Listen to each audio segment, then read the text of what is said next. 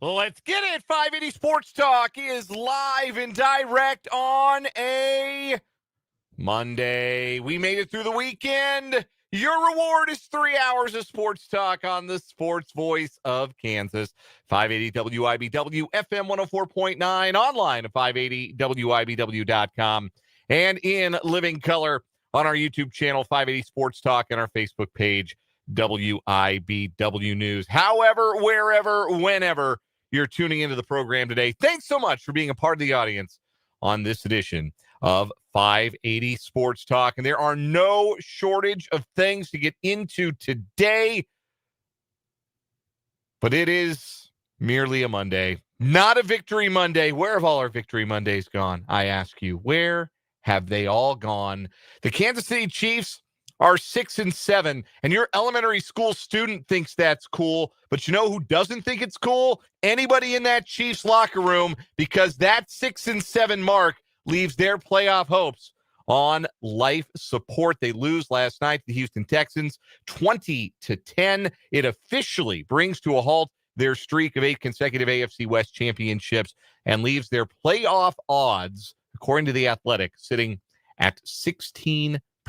That is the percent chance that a team coached by a Hall of Famer, quarterbacked by a Hall of Famer in his prime will make the playoffs. 84% chance to miss the postseason. First time in the Reid Mahomes era. First time in the Reid era that the Chiefs have been under 500 in the month of December. And it is difficult to grapple with because it does not feel like it is a talent issue in the sense that I think they have good players on the football team. But boy, are they playing bad. At the end of the day, we're 13 games into this season now, and good players playing poorly, making mistakes in inopportune situations, and not finishing games in the way that has been a staple of the last 7 years of Chiefs football. That is the story. That this is a team, and I hate to even use, I hate to even lean on the intangible discussions when it comes to talking about what we see with the Kansas City Chiefs, but it really does strictly feel, maybe not strictly, maybe that's stretching it, but predominantly it feels like an intangible value that these Chiefs are missing, which is why a team that in some regards, like you look at DVOA, you look at scoring differential, so nerd numbers and numbers we can all do on the back of a napkin.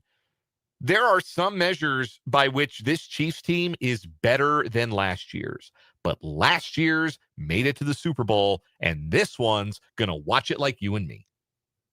That's where we're at with the Kansas City Chiefs. That's where we'll open today's program. My name is Dan Lucero. Spencer Dupuis will be along in a bit. Brendan Rosinski is off today.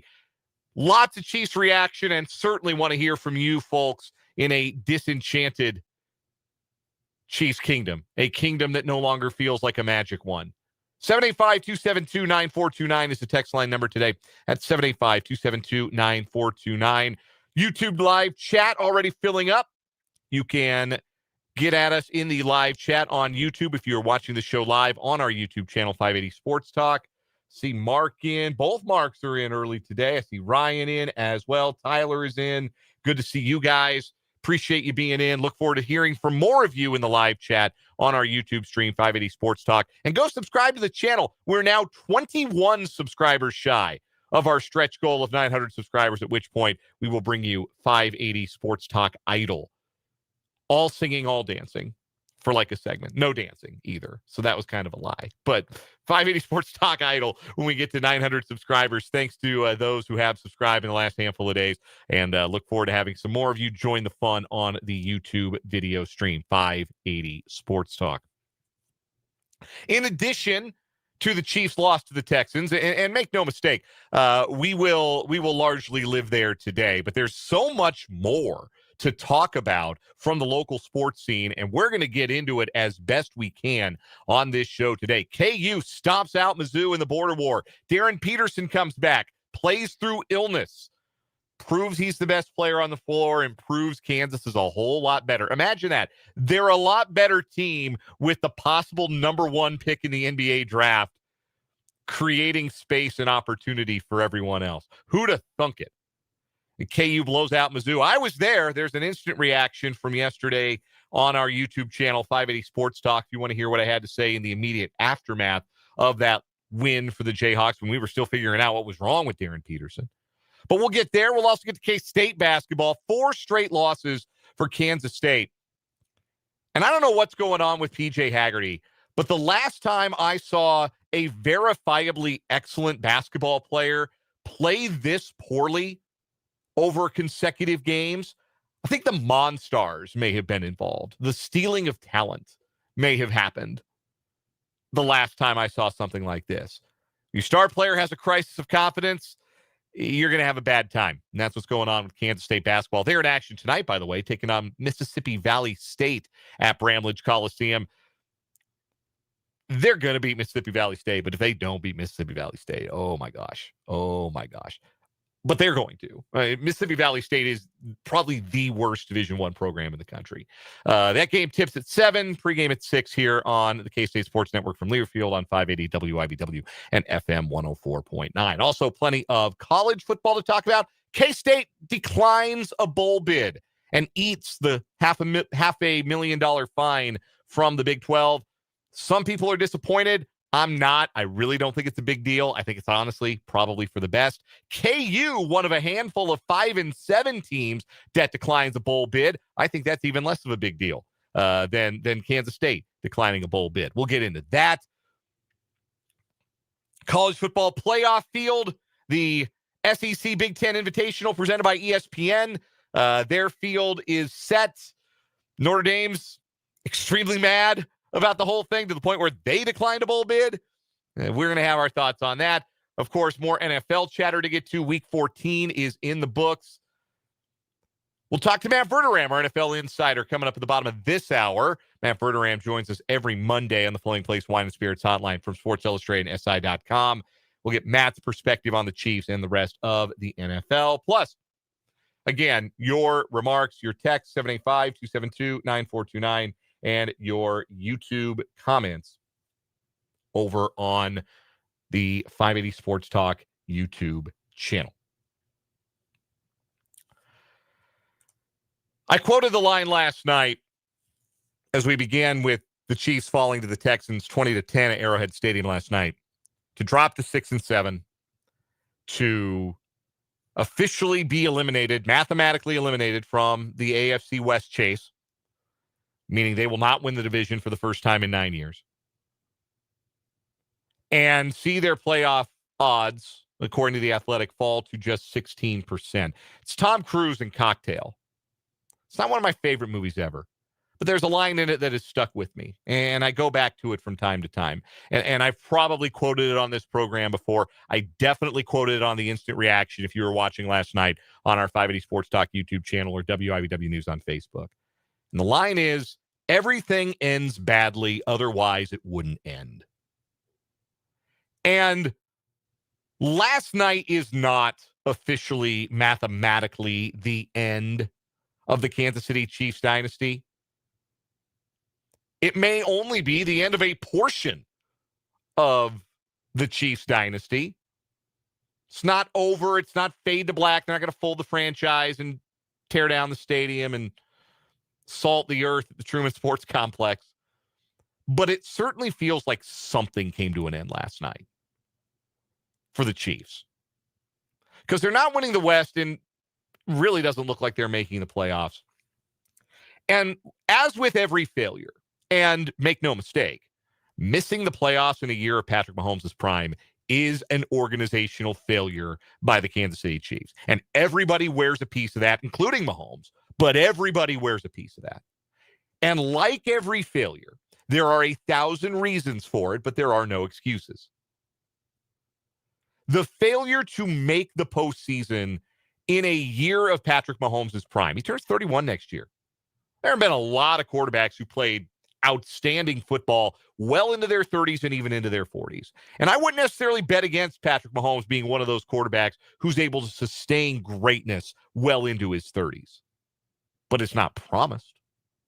So to miss the playoffs in a season of the prime of the best quarterback of his era is a failure that requires doing more than just shrugging the shoulders and saying, well, that's how football goes. Even if much of this season can be attributed to it be like that sometimes with the Chiefs.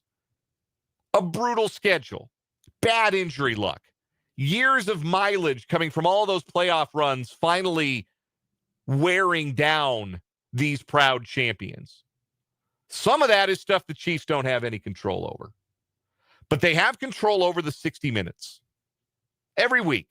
They don't control who they play, and they don't control who suits up, but they control the 60 minutes. And for 7 years before this one, nobody controlled the 60 minutes with more assuredness than the Kansas City Chiefs, because there seemed to be no obstacle too great, no mistake too boneheaded, no penalty too mind-boggling, no coaching decision too confusing that the Chiefs couldn't ultimately make up and be the team standing victorious at the end.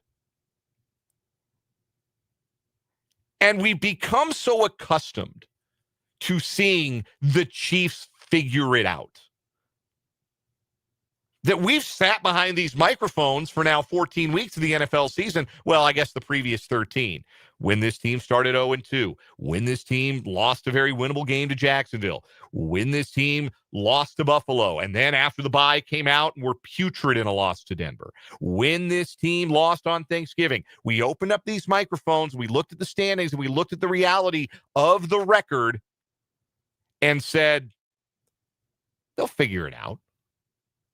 And that's not a crazy thing for us to have done as pundits or as fans, because that's what they've always done. They found a way. Last year, and I think it's probably fair now to look at last season as the beginning of the decline that was masked by the Chiefs' unprecedented success in one-score games. But last year, it seemed like they always found a way. And if they didn't find a way, it was another team finding a way for them, like the Raiders screwing up that snap at the end of the Black Friday game, or the Broncos leaving Leo Chanel unblocked to block that field goal at the end of that first regular season meeting.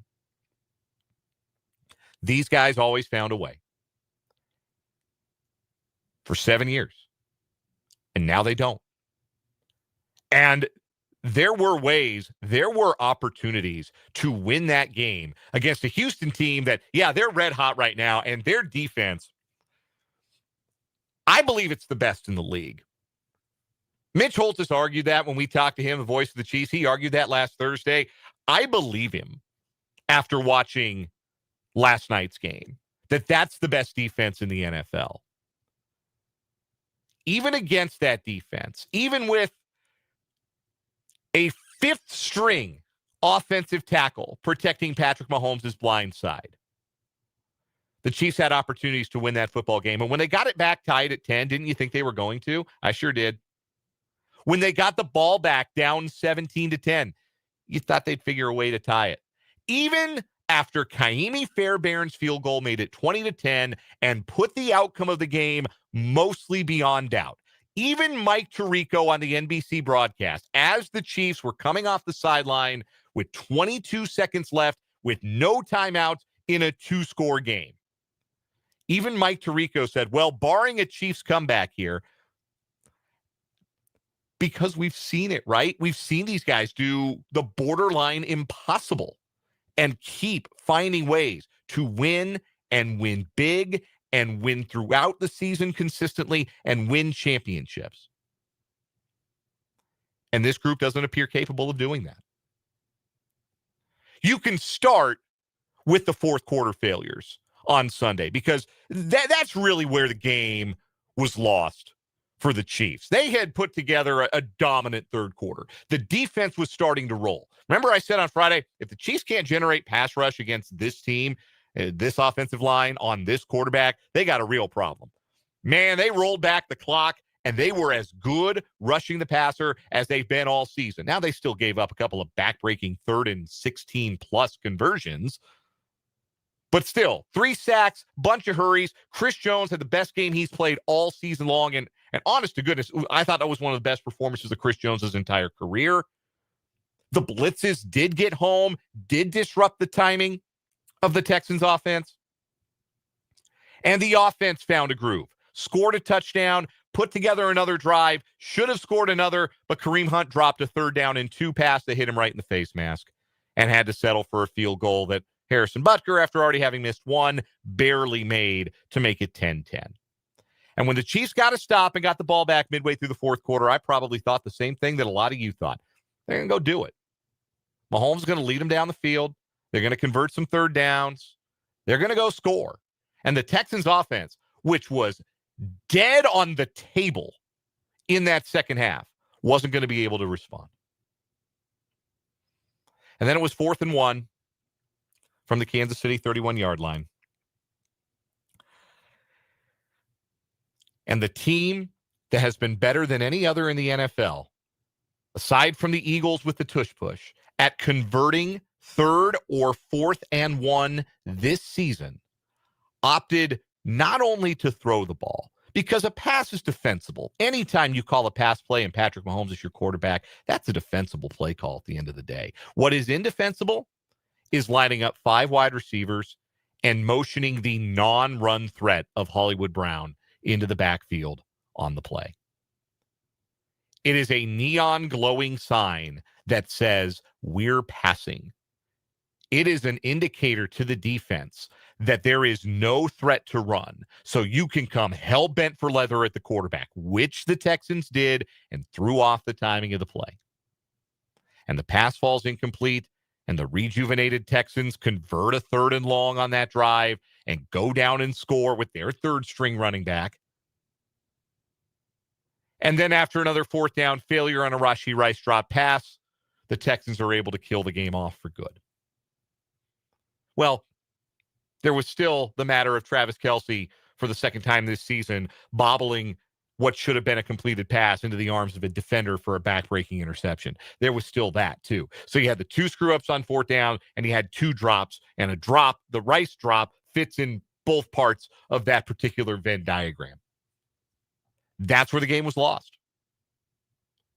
And there were all the moments before that. There was the 3rd and 8 penalty on Noel Williams that kept the Texans' first touchdown drive alive. A lot of people will tell you that shouldn't have been a penalty. I'm inclined to agree. But sometimes they call it. Them's the breaks. There's the missed kick by Butker. How different does this game unfold if the Chiefs had tied the game at 10 with that 3rd quarter touchdown, or if they'd taken a 13-10 lead with Butker's field goal in the 3rd? How different does this game unfold if special teams gets it right? All of these things I don't know that we've taken them for granted, but all of these things we've come to expect, we've come to trust in happening. It's almost like you follow like the bus schedule or the train schedule. You know that train's coming. You know that train's going to arrive. Train's never late. That's the Chiefs in the clutch. The train is never late. They got a whole season of late trains. They got a whole season of miscues like that. And not just mistakes, but the costliest possible mistakes. It's never just a drop pass. It's a drop pass. It's a turnover on downs. It's never just a bobble by Travis Kelce. It's a bobble right into the arms of a defender that swings points on a possession. It's never just the inability to get a 3rd down stop. It's the inability to get a 3rd and 16 stop. The inability for Chris Jones, who, like I said, was as good as I think I've ever seen him. He was motivated. He played like a man who gave a damn and wrecked shop the entire night. But a 28-year-old Chris Jones probably finishes that sack on Stroud on third down after the first fourth down failure, and then the Chiefs get the ball back and it's still 10-10 and everything is still possible. So, like, it goes back to what I said at the beginning. There are a million reasons it's come to this for the Chiefs. Some of them they can't do anything about. Some of them are inexorable truths of life in the National Football League. If you're a great team over the years, you lose access to elite talent, you play a harder schedule, your core gets old, you're a half step slow, and then before you know it, you're a step slow. Not all of this is the Chiefs' fault. But that ridiculous 4th and 1 play call from the Chiefs' 31-yard line, that damn sure the Chiefs' fault. I don't think the decision to go for it was bad. I think the play call sucked. It was absolute nonsense. It had no chance. It got the outcome it deserved. Let's put it that way. That play call, that thought process, when you're the best team in the league at running the ball in short yardage, 3rd and 4th down, the best. There's the tush push and there's Kareem Hunt. Kareem Hunt's not in the backfield for the 4th and 1 that swings the season. That flips that game from extremely winnable for the Chiefs to, they lost. They're 6-7. They're 10th in the AFC, and they don't have the tiebreaker with any friggin' buddy. That play call, and you go away from bread and butter. You go away from the thing that's worked all year long. And not just, okay, you go away from it, and okay, we're going to trust our quarterback to make a play. You go away from it with some contrivance, quads right, motion from Hollywood Brown into the backfield. What the hell is that? I'm going to be mad about that probably through the end of the season. And it flipped the game. It changed the momentum of the game. The Chiefs defense, which has been firing on all cylinders, you can't fault the defense for this one. You can't. We've been very critical of the defense, and deservedly so. Can't blame them for this one. Played with their hair on fire for 60 minutes. Steve Spagnuolo was back in his bag. Jones was unbelievable. Jalen Watson played a brilliant football game. That 4th down decision, and then everything that followed that, the drop by Rice, the drop by Kelsey into the interception, that's every single reason why the Chiefs are where they are. Because past years, those things never would have happened. They wouldn't have. Or if they would have happened, somehow they wouldn't have been as costly. They would have happened earlier in the game. You can call that the magic. You can call that the intangible if you want. But this is the reality. This is the reality of the 2025 Chiefs. This is where we've been all season long with this team, and we have expected for the previous 13 weeks, they'll figure it out. They'll get right. They'll, to borrow a phrase from Andy Reid, clean these things up, get that fixed, and they'll be fine. It is no longer believable that the Chiefs will be fine. It is a lot more believable that they'll be like you and me, hanging out on the couch and watching the playoffs this January. We'll take a time out here at 580 Sports Talk. Your reaction coming up next, 785-272-9429. Also the YouTube live chat, 580 Sports Talk. Facebook comments too, WIBW News if you'd like. We're going to hear from you. We're going to hear from Matt Verderam coming up in about 10 minutes, our NFL insider. We've got a jam-packed show today. Really glad you're along for the ride here on 580 WIBW and 580 Sports Talk.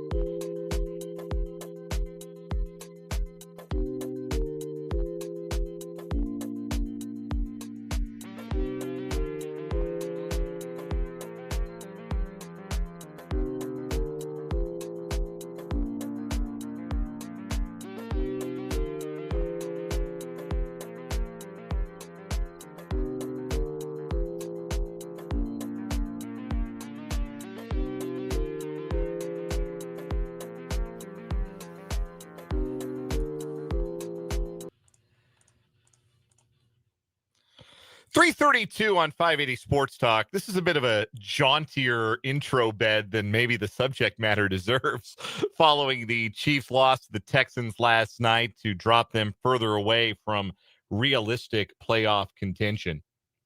Some reaction from the YouTube live chat. Welcome to everybody checking us out on YouTube today. 580 Sports Talk, the name of the channel. We'll start with Bill. On the 4th and 1 play, my son who's in the 6th grade nearly had a stroke. If your son's in the 6th grade, try and do the math on that. He'd be about 11, 12. He wasn't there for Brady Quinn, right? He wasn't there for Tyler Thigpen. This is all he knows is the Chiefs finding a way, the Chiefs figuring it out, the Chiefs pulling it out in the end, saving the day. And for them not to do it, that's got to be pretty a shock to the system of any preteen or youngster out there. It's good they learn now that this exercise typically, and by this exercise, I mean being a sports fan, that this exercise usually breaks your heart. This exercise usually feels pretty futile. But a Chiefs fan born in the mid-2010s, they don't know nothing about that. All they know is all this winning. So, yeah, I bet that's pretty jarring, Bill, for your youngster. Hope he's doing all right today.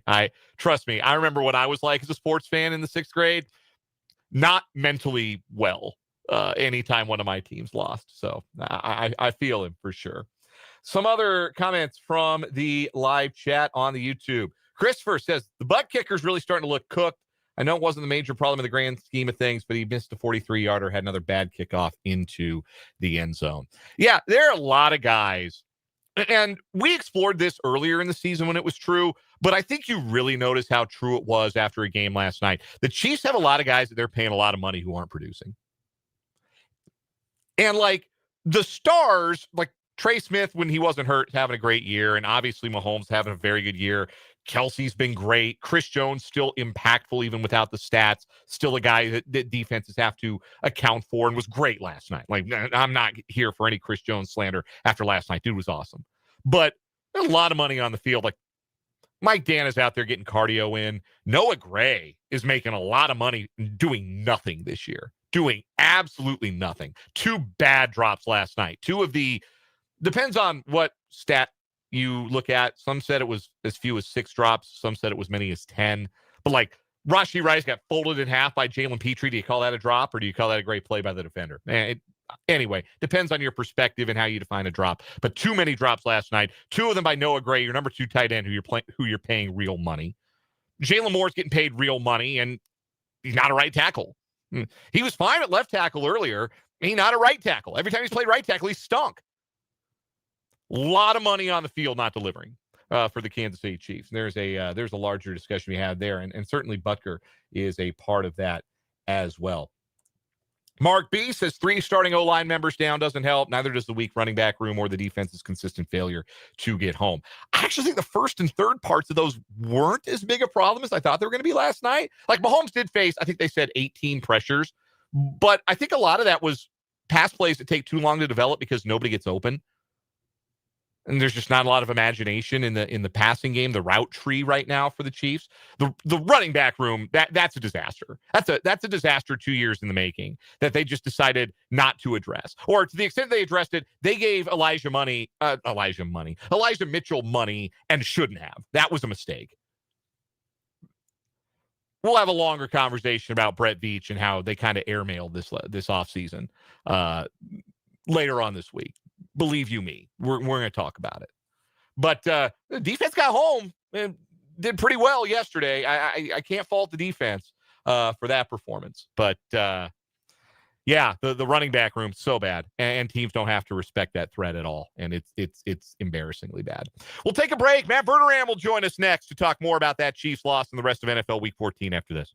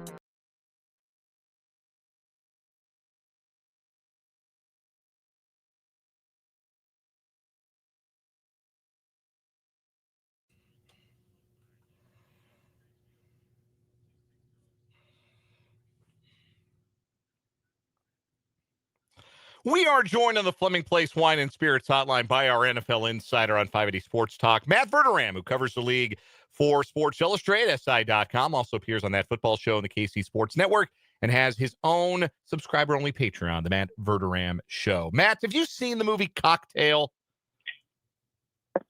No. Okay, because there's a line in the movie Cocktail that goes, everything ends badly, otherwise it wouldn't end.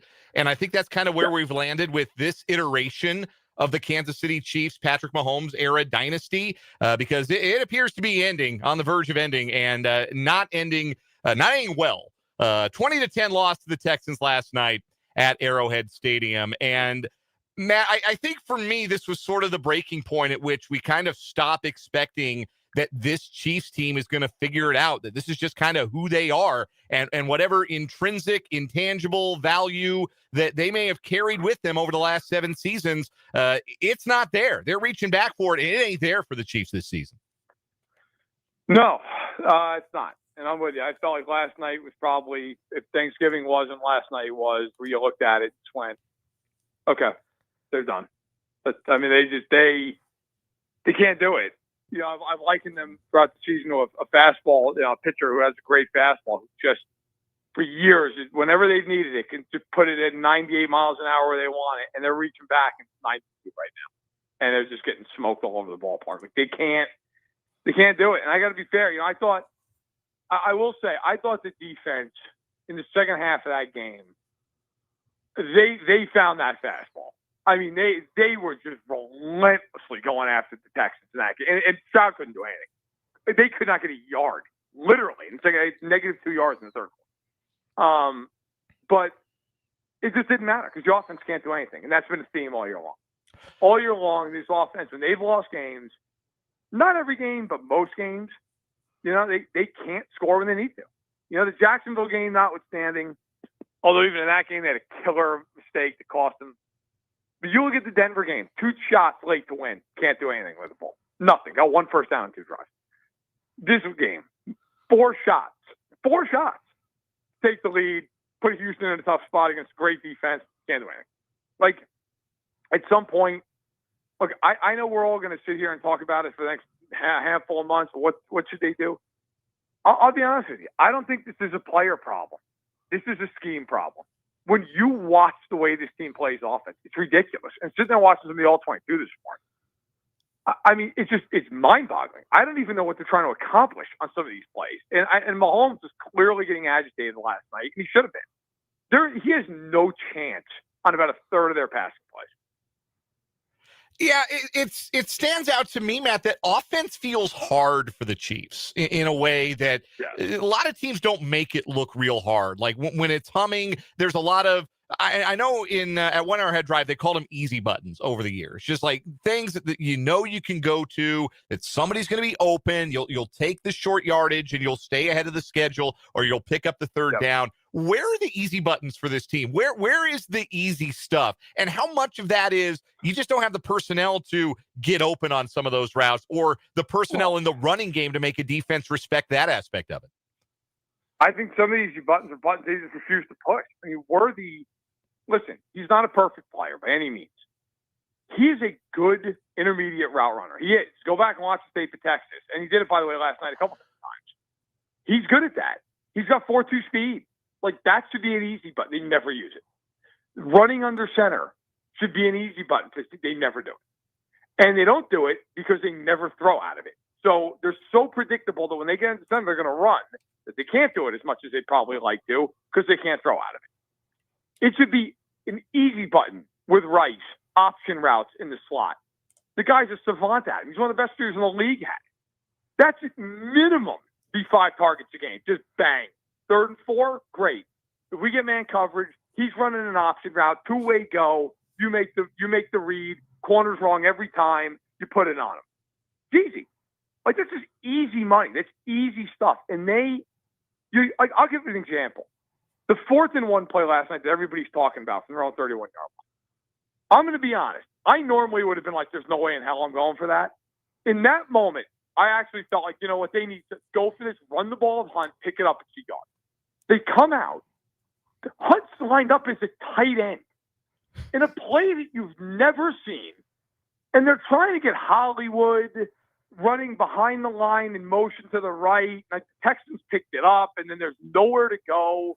And Hunt's just wasted in space trying to be a nub tight end on the left side of the line. Like, what are you doing? How in the world is that the call? And on a call that if you don't pick this up, might very well be your season. That was the call. That was your decision. I mean, that's the kind of stuff you look at and go, what are you doing? There's no rhyme or reason for that. And yet you have an obvious, to your point, easy button. Hand it to Kareem Hunt for a yard. And their answer to that was to try to galaxy brain some play. Like, you can't afford to galaxy brain that play. You need a yard. You need 3 feet. And they just did what they did and turned the ball over. Matt Verderam is our guest, our NFL insider, joining us on the Fleming Place Wine and Spirits hotline.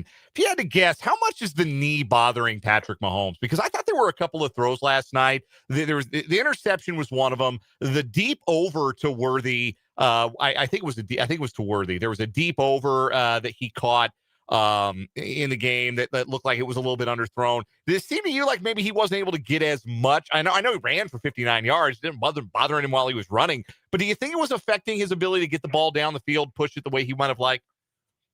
Maybe a little. I mean, look, the second interception was a bad throw. You had to throw it. But the guy wasn't open. Like, I think he was throwing at the Brown. Like, it wasn't open. Like, but again, this goes to my point too about like, the way this team is coached right now. Okay, that's fine. You want to throw to Brown. And by the way, the deep over, I think if you're thinking of the same one I am, it was also to Brown down the right side. Where he hit him. Okay, yeah. So it's like, that's fine. Did Tyquan Thornton, did he just take a leave of absence? Like, where is Tyquan Thornton, who I know they threw one deep ball to, and the guy made a spectacular play. I think it was Lassiter. If he doesn't make that play, it's a touchdown. But like, if I'm the Chiefs, okay, yeah, it got broken up. I'm looking at that as he was right on the money. It took a perfect play in coverage to break that up. I'm throwing that again. Like that, we're going back to that play. We're going back to this guy going down the field. And I think like Mahomes has never shown any ability to connect with Hollywood Brown down the field, ever. Maybe that's just on Mahomes. Maybe it's a combination. Worthy, he's been awful throwing a Worthy down the field his entire career with Worthy. Like Mahomes, I thought last night, you look at the box score, you'd say, oh my God, he was terrible. I thought Mahomes was the only reason that team had any chance in heck of scoring a point. I mean, he was single-handedly keeping them alive. They couldn't catch anything. Kelsey had one of the worst nights of his career. But yeah, I mean, the knee, look, it probably bothers him a little bit. But the reality is, look, they got 4 more games, and then they got a winter break. Because I know there's a path. I get it. I would be shocked if this team wins out. I just don't see any world. I don't think they're beating the Chargers. I just don't know how this team's ever going to win 4 games in a row. Let's pivot to the rest of the league following NFL's Week 14 action. One more game tonight. The aforementioned Chargers taking on the Eagles on Monday Night Football. There are 4 double-digit win teams through 14 weeks. In the AFC, they are the Broncos and the Patriots. In the NFC, they are the Rams and the Seahawks. You got those teams or the field to win the Super Bowl. Do you want the 10-plus win teams, or would you rather take the field? I take the 10 plus because I think the Rams are the best team. I think the Rams, if they play their best, they're going to win. I don't believe it all in Denver, and I know that's unfair in some ways. And I know if you're Denver, you say, come on. I mean, they're a 2.5-point dog at home this week. Like, nobody believes in Denver outside of Denver because you look at the quarterback and you look at the offense. Like, yeah, all right, that's coming home to roost at some point. I don't know. New England, I think, could definitely get to the Super Bowl. I think New England's a legitimate team. I don't think they're an 11-2 legitimate team. I think with a normal schedule, they're probably 85. I think they're good. You know, the only team in the AFC that I give any credence to is Buffalo. But even them, like, it took a borderline miracle to beat the Bengals at home. I don't know. Like, I got to be honest. I think whoever comes out of the AFC is getting absolutely whacked by whoever comes out of the NFC. So, look, I think the Rams are the best team. I think Seattle might be the second best team. I like the Packers. I worry about their inconsistency at times, but I like them.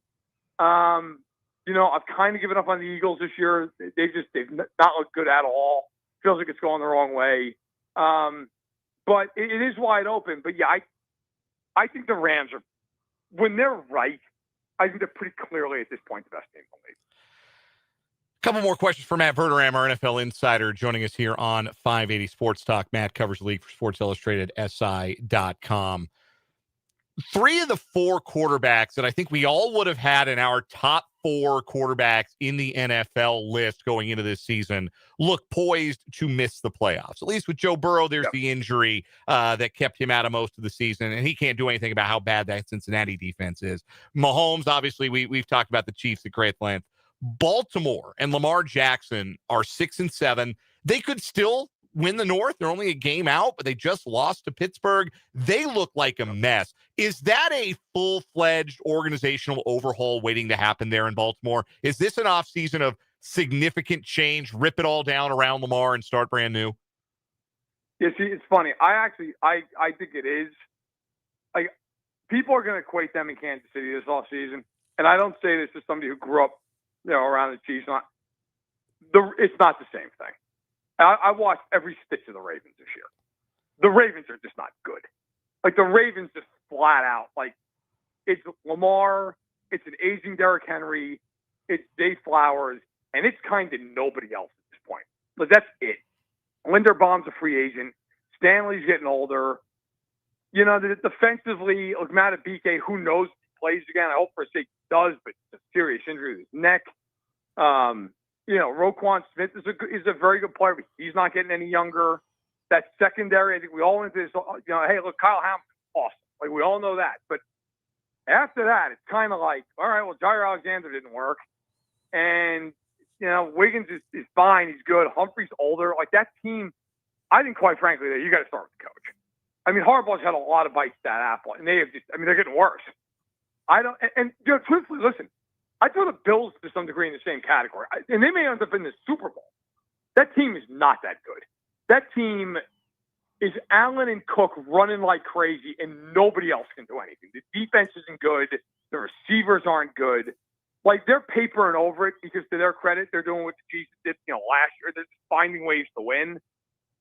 That team is not. If that team gets to the Super Bowl, you're going to get a Super Bowl 59 situation going on. Like, they're not that good. Some of these teams in the AFC that have been kind of the bastions of the conference for a long time, just to varying degrees, are going to have to reboot this thing. Last question for you, Matt. There are, and I'm doing the quick back of the napkin math here, 8 teams in the league that are 3-10 or worse. Washington, the Giants, the Saints, Arizona, the Jets, the Browns, the Titans, and the Raiders. And the 2 4-win teams in the league are Atlanta and Cincinnati, and they are both also total butt, absolute garbage. That's almost a third of the league that is essentially non-competitive. Is that bad for the league, or is that just an indication of maybe just how weird this year has been, that there are so many teams that are down that bad? I don't think it's bad for the league, but I do think what would concern me if I'm the league, and there's nothing you really do about it. A lot of those teams you just mentioned, they're that bad all the time. They're bad all the time. This isn't baseball where you're that bad because you have no money. Okay, or you're that bad in the NBA because you're just not a desirable free agent location, which matters in that league more than any other. Like, the NFL, it's an even playing field. Really is. And some of these teams, the Cardinals, the Raiders, who are in Vegas, that is a desirable place to play. You go on, the Titans have been bad now for a handful of years, well, not quite to the degree of the Raiders. The Jets, the Giants, they've been awful for over a decade. I'm from New York. You can't get somebody to go to the Jets and the Giants and be good. Are you kidding me? Where do you want to live? What do you want to do? You do anything you want. What would concern me is those teams, there's a commonality with them. The ownership, it stinks. The ownership stinks. The Giants that's probably not true of the Giants. They have good ownership. The ownership's terrible. Cleveland's another one. And when you're that bad, everybody's going to go into this and go, well, these teams are going to have high draft picks. Yeah, great. The ownership stinks. Doesn't matter. Until that changes, it's not going to make any difference. And I think, next year, you're probably going to be sitting there reeling off a lot of those teams again as being at the bottom of the league. Matt Verderame covers the National Football League for Sports Illustrated, SI.com. You can catch him on That Football Show on the KC Sports Network, and catch his own subscriber-only Patreon, the Matt Verderame Show. Hear him every Monday right here at this time on 580 Sports Talk. Matt, it is always a pleasure. We'll do it again next Monday. Thanks a lot. Take care. That is Matt Verderam. We will step aside for a timeout, come back with the good, bad, ugly from the weekend on 580 Sports Talk.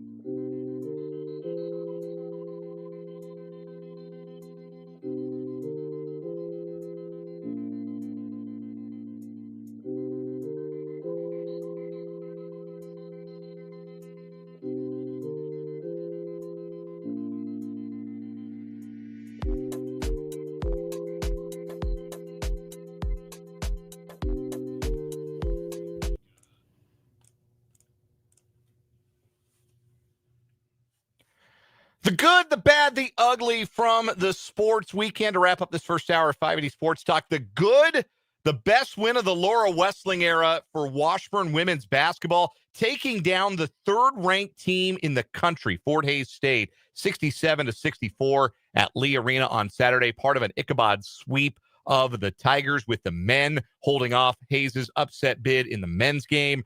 Huge, huge win for the Ichabod women. I did the first meeting of the year between Washburn and Fort Hays State last year, and I think Washburn was down 31 at the half in that game. What a difference a year makes for Laura Westling's bunch. More veteran, more experienced, and proven their mettle down the stretch of that game. Huge, huge win for them in the MIAA. So that's my good. My bad for the weekend.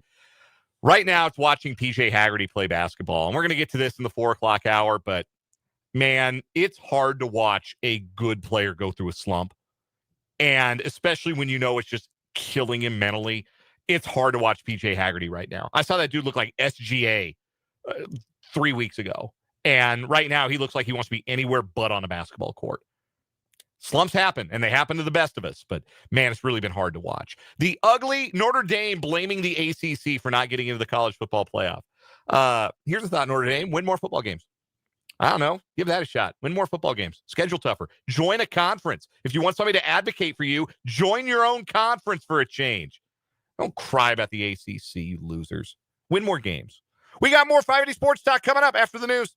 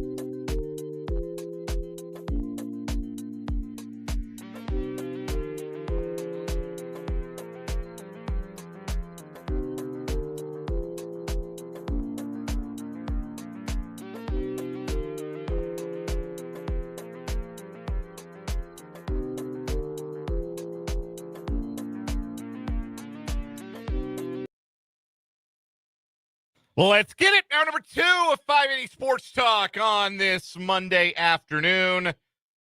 So glad you're with us here on the Sports Voice of Kansas, 580 WIBW, FM 104.9, online at 580WIBW.com, and on our streaming channels. You can catch the video version of this show on our YouTube channel, 580 Sports Talk, and our Facebook page, WIBW News. I'm Dan Lucero. Spencer Dupuis is here the rest of the way. We're with you until 6 o'clock. Then we hand things off to the K-State Sports Network from Learfield. We've got K-State men's basketball tonight. The Wildcats trying to get off the schneid. Losers of 4 straight. They host Mississippi Valley State tonight. The Delta Devils are 37.5-point underdogs going into tonight's game. It is, I believe, the worst program in men's Division I college basketball. Checking the KenPom to make sure that's still true, and it is. They are 365 out of 365. There's even a winless team a few spots ahead of them. Gardner-Webb is 0-11, and they're only 358. So Mississippi Valley State is the worst team in America, and K-State will beat them tonight. How they beat them is the important thing. They've got a major need for a get-right game, and their star guard, P.J. Haggerty, has a major need for a get-right game. 6 o'clock pregame, 7 o'clock tip from Bramlage Coliseum. Following coverage of K-State men's basketball tonight here on 580 WIBW and FM 104.9. We'll have a tape-delayed edition of the Chiefs Kingdom Show. So plenty more sports to come after we shut off the mics in this studio on 580 Sports Talk. And speaking of college can I say something real quick? Go ahead. I feel like if it's not 100 and something to like 50 or 60, like something's wrong. Again, I don't even think the score is what's important. They need to play with some confidence. They need to find some confidence. Yeah, but I'm saying if they score a lot, that's good. But if they give up a lot of points, like that's not good. Well, I think they need a win. Like I think you can overstate. Like if they're scoring a bunch, like Mississippi Valley State's not going to be able to keep up. So it's the how of it that I think is more important. Kansas State needs to, and yeah, like probably them playing well will look like what you suggest, a 40 or 50 point victory if they do play the kind of basketball we've seen that they're capable of playing. But they just need a game where they restore some confidence. However that looks at the end on the scoreboard, whether they win by 50 or 60 or whether they win by 30 or even 25. What matters is they play with some confidence. They get some guys going, particularly Haggerty. We're going to talk more college basketball a little bit later on this hour of the show. K-State did lose on Saturday to Seton Hall. They let Colin Klein down. They lost in front of the new head football coach. How dare they? We'll get into that. Also, KU a winner in the border showdown. They insist that I say the Storage Mart border showdown. Nothing's going to stop you from calling it the border war, but that's what they call it corporately these days. KU shellacked Mizzou 80-60. In truth, kind of a boring basketball game. And the reason it was kind of a boring basketball game, number one, we didn't get a lot of Darryn Peterson in the second half because he was under the weather. But for two, Kansas was pretty clearly a lot better than Mizzou. And for three, they play at a neutral site, and that game has no business being played at a neutral site. And this is no disrespect to the events crew in downtown Kansas City at the T-Mobile Center, who always know how to make an event feel big, but there's no reason that game should ever be played in front of an 80% capacity. And that was my ballpark figure for how many people were in the seats at the T-Mobile Center yesterday. And that's a shame. If they continue this series, and sounds like Dennis Gates wants to, it sounds like Bill Self kind of doesn't.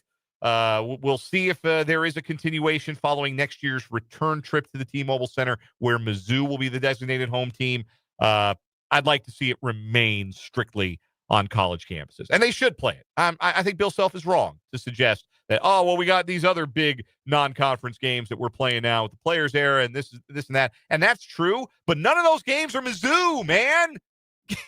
Play a game that matters. Play a game that gets people fired up. I guarantee you, KU fans get more excited about beating Mizzou than they do about beating like UConn. Even if that's a better quote-unquote resume game, there is a hunger for this matchup. And I think it would be very short-sighted of one side or the other to say that game shouldn't continue. But again, more college basketball a little bit later on. We also got a round of what is wrong with you and two things that the Kansas City Chiefs are not going to do. Two things I've seen floated out there, suggested, whether seriously or otherwise. I'm going to tell you two things. that the Chiefs aren't going to do. And no, number one is not play playoff football, because it doesn't look like they're going to do that. But 16% of a chance is still a chance. That's not what they're not going to do. There are two other things I'm going to talk about specifically that they are not going to do. We want to hear from you. Text line is open, 785-272-9429. Pull out your phones, unless you're driving. Don't text and drive. But pull out your phones and say hello. 785-272-9429 on the text line. If you are watching the program live on our YouTube stream, 580 Sports Talk, the name of the channel, hop in that live chat while we're live. Say hello to your fellow listeners. Grow the 580 Sports Talk community and interact with your hosts as well. You can also comment on Facebook if you'd like. WIBW News. The Chiefs are 6-7, and their playoff odds are down to 16% per The Athletic.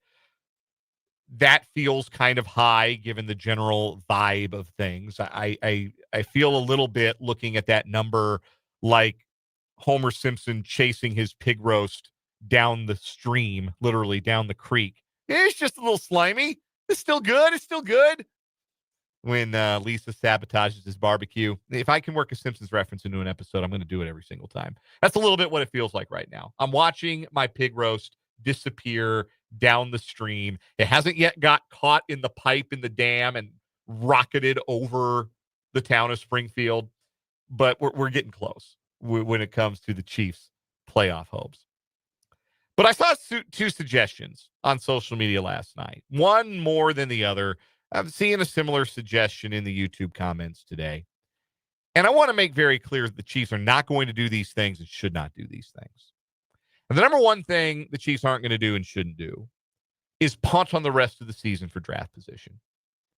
That might benefit the Chiefs it's going to benefit the Chiefs to have better draft position this year than they've had each of the last 7 seasons, where they have entered the draft with no higher than when they pick after they lost to Cincinnati. I guess I don't remember.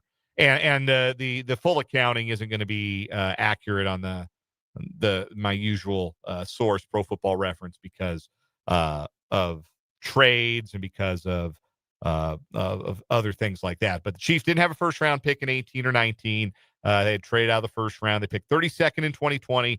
Didn't have a first round pick in 2021. That was the Orlando Brown trade.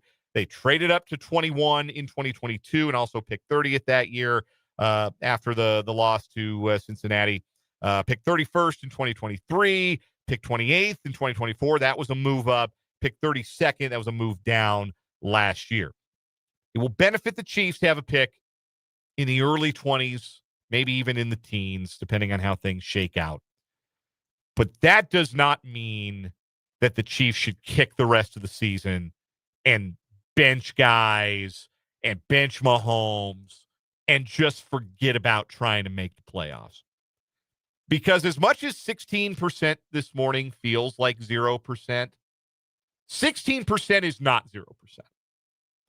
And these collective members of the Kansas City Chiefs are championship winning players with a ton of pride. They are going to give everything they've got until the math says that they no longer have a chance. And you can corroborate or disagree with me, Spencer, on this. I'm not seeing a Chiefs team that's losing because of a lack of effort. I'm not watching a Chiefs team that is so mentally cached that they're mailing games in, that they don't have the desire to win these football games. Like, maybe some other people see it differently than me, Spencer, but that's not what I see out there. No, I agree with you. I think I see fatigue. I think there's definitely some mental fatigue, not to mention physical fatigue. And I think the years of those deep playoff runs have taken their toll. And also, I think there's some, that doesn't work. What? That should have worked. That worked 5 years ago. Why is it not working now? Disbelief that this season has come to this. You saw that in Travis Kelce's reactions last night. You saw it. It was a great camera shot after Rashee Rice dropped that 4th down ball, and the camera caught Rice down on the ground in disbelief and then focused in on Mahomes in the background with his hands on his head, face down in the turf in disbelief. I think that's the word. I think that's the prevailing emotion right now in that Chiefs locker room. Not quite believing, maybe not even not understanding how this season, which began with championship aspirations and has unfolded at times in such a way where this team has looked like a championship caliber team. And again, I mentioned it. I'll just give you two numbers. One is DVOA, which is one of those nerd numbers that we cite a lot from the Football Outsiders folks. That is a measure of a team's ability. And the other is point differential, which is a measurement of how many more points you score than the other team, which there's nothing nerdy about that, right? Point differential kind of matters. The Chiefs have better DVOA and a better point differential than last year's AFC champions. Those are two measures that suggest that not only is this team the equal of a team that went 15-2 into the Super Bowl last year, but that they might even be better just on a down-to-down basis than that team. But they're 6-7 and probably missing the playoffs. So I think there is a difficulty.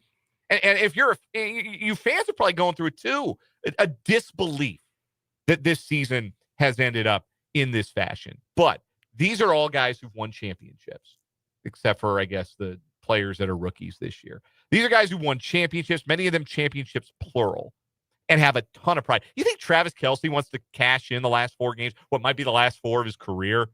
You think Patrick Mahomes wants to cash in 4 games of his prime and just say, 16% might as well be 0. I didn't get my knee right. I'm gonna hang it up for the season. I'm gonna stand aside. We'll let old Gardner Minshew go and sling it around for a month. No. And I can't believe, what I cannot believe is that there's any Chiefs fan who would want it any other way with this group of guys. Haven't they earned that? Yeah. Hasn't this group earned the opportunity to die on its shield? Like, there's going to be time enough to make some requisite changes to this roster, which is aging, which is slowing, which is getting stale, which does have too many veterans on contracts, even not like onerous contracts. Like the Mike Dana contract is not a huge salary cap hit. The Noah Gray is not a huge salary cap hit, but those guys are being paid real money to do a whole lot of nothing for this year's edition of the Kansas City Chiefs. I've got one. It was a signing this year, and he's inactive almost every week. Christian Fulton. Yes. I was looking at the SPO track earlier today, and I just seeing his number in the top part of the salary. One of the highest paid players on the Chiefs, and he can't even get on the field. Yeah, there's going to be time enough to make those changes. Yeah. To make some, waive some players, release some players, and address the problems, plural, with this roster. But doesn't this group deserve to go out on its shield? Like, if anybody has earned it, hasn't a team that has been to 7 straight AFC championship games and 3 straight Super Bowls and won 3 championships, haven't they earned that? I just can't believe that it would be suggested, well, it'd be better to have the 15th pick than the 20th pick. So the Chiefs ought to just cash in the rest. It's not happening. And the other thing that isn't happening, and I have seen this suggested, I have even seen this suggested by people I know personally, people I like, people in the YouTube comments, people in the instant reaction comments last night. Chiefs aren't firing Andy Reid, guys, gals. No world is that happening. Like, the only world anything would happen with him leaving is him deciding, hey, the game's passed me by. I'm going to retire. It is best for this organization. I'm going to do what's his face did, transitioning. Who is it for the Bucks? Was it Bruce Arians? Bruce Arians, yeah. I'm going to transition to the front office and finish out my time with the Chiefs. Pete Carroll did the same thing with the Seahawks. So that was kind of forced, and obviously he's back in coaching, and that's not going real well. But yeah, that's the only way a move is happening. If Andy Reid himself says I'm I ask this respectfully of anybody who would suggest that the fix for the Chiefs is to fire the best coach in franchise history and a future Hall of Famer. Are you guys outside your minds? You're looking at the greatest coach in the history of the Chiefs, and you want to run him out after one bad season? You're saying the game has passed by a coach who coached in the last 3 Super Bowls? How fast do you think the game moved in 14 weeks? Like, look, I'm not here to say that Andy Reid is blameless. Far from it. I think the 4th and 1 play call from the Kansas City 31 is a season-defining screw-up. and a season-ending, in all likelihood, screw-up that Andy Reid made yesterday. There have been play-calling blunders. The offensive scheme could absolutely use a freshening up. And I am as tired as you of hearing, well, we'll get that fixed, we'll get that cleaned up, and we're looking forward to the challenge next week after losses as you are. Trust me, Andy Reid is not blameless. Andy Reid wears this season as much as anybody else. And look, there are 53 guys on the active roster. There's a head coach. There's position coaches, coordinators. There's a front office. Everybody wears this. Everybody wears a piece of this. Some people wear more of it than others. Andy Reid, as the head coach, is going to wear more of it than a lot of people. But if anybody's earned the right, to get it fixed with a full off season, isn't it Andy Reid? Now, I got to believe, and Mitchell Schwartz suggested this on his X account last night, who, the former chief, posts a lot. He's a prolific poster, and much of it is about the Chiefs. Yes. Very prolific poster. He's a Chiefs lifer. Mitchell Schwartz. Absolutely he is. And he suggests that, look, there are going to be changes, or Andy Reid's going to be asked to leave. Like, it's going to be one of those, like, oh, hey, okay, you want to continue to be the head coach? Great, but you got to make some changes. Like, they've got to bring in a wide receivers coach who's a real wide receivers coach, because they are failing to develop their own in-house guys. And that's not a new problem. That's a problem that has existed now for a handful of years, that guys just aren't getting better. And I'm not talking about, they've had some successes, like Rashee Rice is a success, but how many guys the last half decade for the Chiefs, a wide receiver, just haven't gotten any better? Sky Moore, maybe the best example. The second round pick you lit on fire because you couldn't develop him. And now he's a decent punt returner for the 49ers. Yeah, he's playing for the 49ers and doing all right, which is good. I don't have anything bad to say about Sky Moore, the person. I'm glad things have gone well for him with a change of scenery. But how about a real wide receivers coach? How about a change in offensive philosophy? And if that necessitates Matt Nagy, I'm seeing Matt Nagy on a lot of coaching hot boards right now. Which I don't understand. He'll be available. I understand it to this extent. I keep saying this for Matt Nagy in his defense, because I don't think he's got a generally high popularity rating or credibility rating. He's already done it and failed among fans. He got fired in Chicago. And you want to call that a failure long-term? Yeah. They went to the playoffs twice with Mitch Trubisky as their starting quarterback. That's not nothing. Yeah. That's a little bit of making chicken salad out of chicken, what, right? He's not a disaster. He's not an idiot. I don't sit here thinking, Matt Nagy, just a dunce, just total dunce. I don't think that. But I do think it's time for some new voices. The voices have been the same voices in that offensive room since Reid took over. And Nagy came back. He's a retread. He came back. And the Chiefs cannot afford to go into next year and say, okay, fine. Yeah, we'll replace Matt Nagy. We'll go get Mike Kafka back. Or let's see what Eric Bieniemy's doing. No. I saw a bunch of people on Twitter saying this offense was so much more competent under Eric Bieniemy. Bring him back. The same Eric Bieniemy that everybody wanted run out of town on a rail after the second half and overtime in that AFC Championship game collapse against Cincinnati. I didn't forget that. You weren't around for this, but there was somebody who posted this thousands word long expose online that was the Chiefs players were openly revolting against Eric Bieniemy in the second half of the AFC Championship game. Yeah, and it lived on the internet for about 8 hours. It's this person, I'm in the know. You can trust me. And then it got completely yanked off the internet. I remember how popular Eric Bieniemy was or wasn't during his time as the Chiefs offensive coordinator. It just needs to be new. Something new, something different has to happen. But we have seen Andy Reid, when his very existence as an NFL head football coach was threatened for the first time in his career. We got fired in Philadelphia. He came to Kansas City, and it was not a continuation of what it had been in Philadelphia. He changed his spots. He made some changes. He started listening to some different people, brought in some fresh assistants, some fresh voices. And the result, one of the golden ages of Kansas City Chiefs football. Don't you give him a chance to do it again? And look, maybe he can. Maybe he can. I'll sit here and put my hand up and say, hey, I was wrong about this one. If they go out next year and it's the same staff and it's the same moldy offense and it's the same confusing route combinations where Mahomes got to hold the ball for 5 seconds just for one guy to maybe get open for a fraction of a second, and by the time he does, he's getting buried. Like, I'll admit that I'm wrong if I'm wrong. But again, I use this phrase a lot on this program. Talk about championship equity. And that's the equity to get the chance to evolve, to get the chance to change, to get the chance to make a push, to get things right when you have that championship equity. And the Chiefs have earned that as a team to make a push that only feels mathematically impossible. It isn't. 16%, a lot stranger things have happened than a team with a 16% playoff chance with a month to go making playoffs. Stuff's happened like that before. Yeah. Haven't they earned the championship equity to make that push? And hasn't Andy Reid earned enough championship equity in this league with this franchise to be the guy to try and push the right buttons to get it back moving in the right direction? And again, he is an older coach. Maybe it has. Maybe things have moved fast on him, and he's not willing to go away from a philosophy that ultimately will mean his coaching career ends, because it ends for everybody.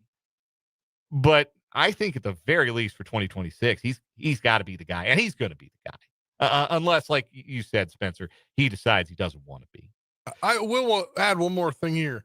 We were talking about contract numbers and not getting out of the money out of guys you thought you would. As we're sitting here right now, 3 of the top 5 salaried players, actually just numbers 3 through 5, they have either been injured now and missed quite a few games, or have been playing and dealing with an injury while playing the season, that being George Karlaftis. And then, look, injuries happen. Yeah, there is a lot of what has happened to the Chiefs this year that they don't control, right? Like, there are things that have gone wrong for the Chiefs that you just can't control because that's how football works. But also, you can control signing a free agent tackle who is all up going to be your left tackle, and then all of a sudden, yeah, we want to draft in the first round a left tackle. So now you've got 2 left tackles, and you've got your backup, and that was making the 7th most or 8th most salary on your team. To be fair, that was working as long as Jalen Moore is a backup left tackle. He's not a good backup right tackle. I think we can see that pretty clearly now. But left tackle, when Simmons was AWOL there, that actually was okay. He held his own at left tackle. He's not as good on the right side. It's not as easy as just being able to swing from back to forth and be equally proficient at both sides. It's like you have to learn to do everything backwards. Like, that's a harder switch than a lot of people give it credit for. The real question is, will Simmons be good at right tackle next year when they get rid of Juwan Taylor? Simmons is going to play left tackle next year, unless you're saying it's Esapole season. Who knows? he was pretty awesome last But time. where's Jalen Moore going to play? I don't know, man. You got to get him on the field at his salary. Unless you walk away. Like, Chiefs have the ability to walk away from Jalen Moore without much harm done on the salary cap. They can decide, yeah, you know what, we're going to be good with Simmons and insert right tackle here, and Pole's our swing guy. That's the Pole. He can play high school football. We got one game of him playing in the NFL. He looked great. He erased Daniel Hunter. Yeah. Erased him. Worst game of Hunter's career. Up against an undrafted rookie free agent who the Chiefs brought back into the fold 2 weeks ago. That was like, if the Chiefs had won, this entire show would have been the Esapole show. We would have done nothing but talking about him and how incredible that performance was and how emblematic that is of the Chiefs culture and the next man up mentality. We would have been slathering the praise on Esapole, and he still deserves some. And I'm glad we brought it around to a place where we could talk about the one positive thing that happened for the Chiefs, other than Chris Jones being unbelievable last night. But yeah, we don't get to talk about that because they didn't win the game. Yeah. We'll take a break, come back with what is wrong with you. We're going to talk a little more college hoops this hour as well. Stay with us here on 580 Sports Talk.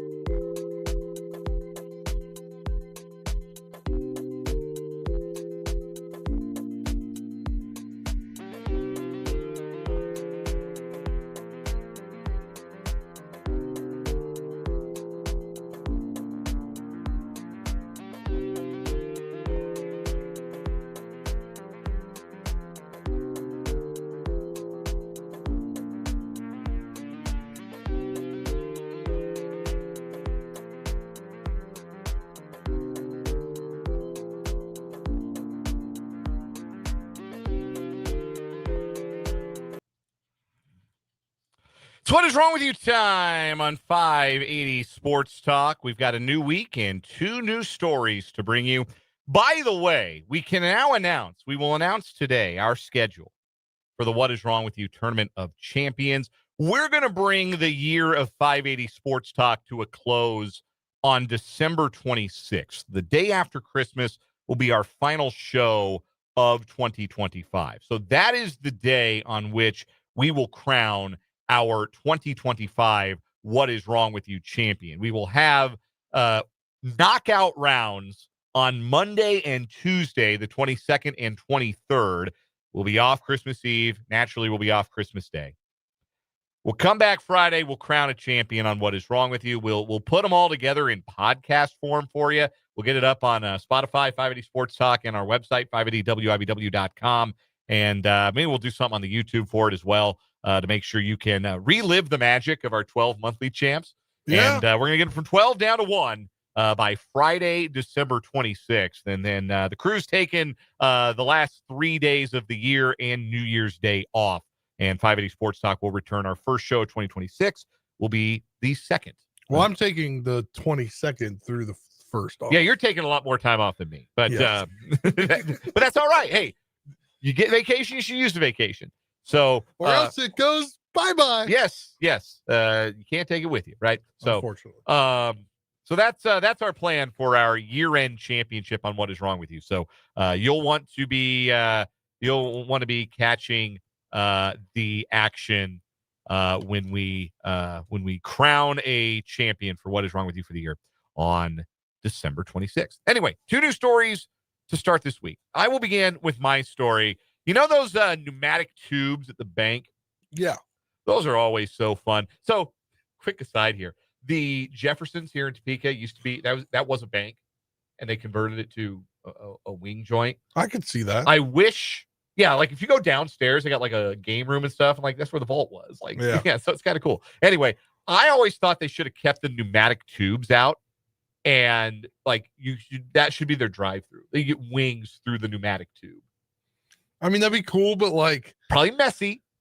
But it would very messy, sir. Unless you created your own and it was this big. Yeah, it'd be sick though. Wings through a pneumatic tube. That's a business model idea for the future. Anyway, one thing. If you have any investors, hit up Dan at wibw.com. wibwradio.com. All right. Anyway. Speaking of pneumatic tubes, I think it'd be cool to send chicken wings through them. It's not cool to send meth through a bank's drive-through pneumatic tube, but that's what 46-year-old Jason Smith did. He was booked on drug-related charges earlier this week, according to the Monroe County Sheriff's Office in Ohio. The incident occurred December 3rd at a bank in Woodsfield, which is a small town located some 120 miles due east of Columbus. On the day in question, a bank employee called deputies to report finding a crystal-like substance consistent with meth in a baggie that had accompanied a transaction sent through one of the bank's air tubes. Subsequent testing determined the substance was, in fact, meth. Over the course of the investigation, authorities determined the defendant had inadvertently sent the package to the bank while completing an otherwise routine banking transaction. Smith was located nearby Wayne Township by officers. Deputies were called with the use of a police dog. They recovered additional suspected drugs and drug-related items from Smith's truck. So, yeah, man, he's just trying to, cash a check, or maybe he owns a business. Maybe he's just sending payroll up, and left him a little treat. Like I remember when I was a kid, like really little kid, and I went to the bank with my mom or my dad, and they did the pneumatic tube thing, and the teller saw there was a child, might send like a lollipop through, or if you've got the dog with you, I remember the bank that my parents bank with, they would send like a little milk bone through for the dog, a little treat. This guy's just sending a little meth as a thank you. Do they still do that anymore at banks? I couldn't tell you. I feel like not. Banking world has gone very much downhill since all banks are essentially owned by 6 total banks. I go into the bank if I gotta make a transaction like that. I go into the bank and I do it. I personal preference, but he just wanted to say thank you to the teller that executed his transaction. Says, as a thank you, please enjoy this meth. And can't you're gonna get in trouble every time. So that's one story today. Spencer, what you got? Yeah, we're going to Louisiana. A Florida man is charged in connection with burglary of a semi at a truck stop in Dawson, Louisiana. Authorities said Seidel Carranza, 35, of Hialeah, Florida, is charged with 1 count of burglary of a vehicle and 2 counts of theft. Dawson police received a complaint Friday from a local truck driver that 2 brand new tires, a GPS, and a CB radio had been stolen from his rig, which had been parked at a truck stop in Dawson. Investigators said surveillance video shows the 2014 Freightliner truck enter the via I-110 on the early morning hours of December 4th, drive to the truck stop on Dulat Road, and park alongside the victim's truck, which was unattended. When the Freightliner pulls back onto I-10 westward, 2 large tires were seen strapped on the back of the cab. Investigators said the Freightliner traveled to Baytown, Texas, where the 2 tires were mounted on the Freightliner. The truck continued west to California, where it picked up a trailer and began traveling east on I-10. Officer Larry Isidore of the Dawson Police, conducting patrols early morning, observed the Freightliner heading back in next to the victim's truck. So he travels cross country, steals something, continues going, comes back, goes to the same truck stop. Yeah, that probably wasn't real smart. Did Yeah. he take the tires off the truck? Were they like semi-truck tires? I guess. Or were they different kinds of tires? I don't That's know. wild. Steal 2 semi-truck tires. Yeah, what are Yeah. you going to do? You going to put those on your whatever he's got? Yeah. He's currently held in the Acadia Parish Jail. He's expected to have a bond set later today. This all happened this morning. Oh, wow. Very timely. What is wrong Yeah. with you? I'm going with the meth deposit today. Yeah. I think that's a pretty clear winner. The meth deposit, as our pal Jeffrey calls it in the YouTube comments. That's going to be our winner for What Is Wrong With You here on this Monday. We'll take a timeout. When we come back, recapping the weekend of local college basketball. DP came back and KU won. K-State loses 4 in a row, and their star is in a funk. We'll talk about it next here on 580 Sports Talk.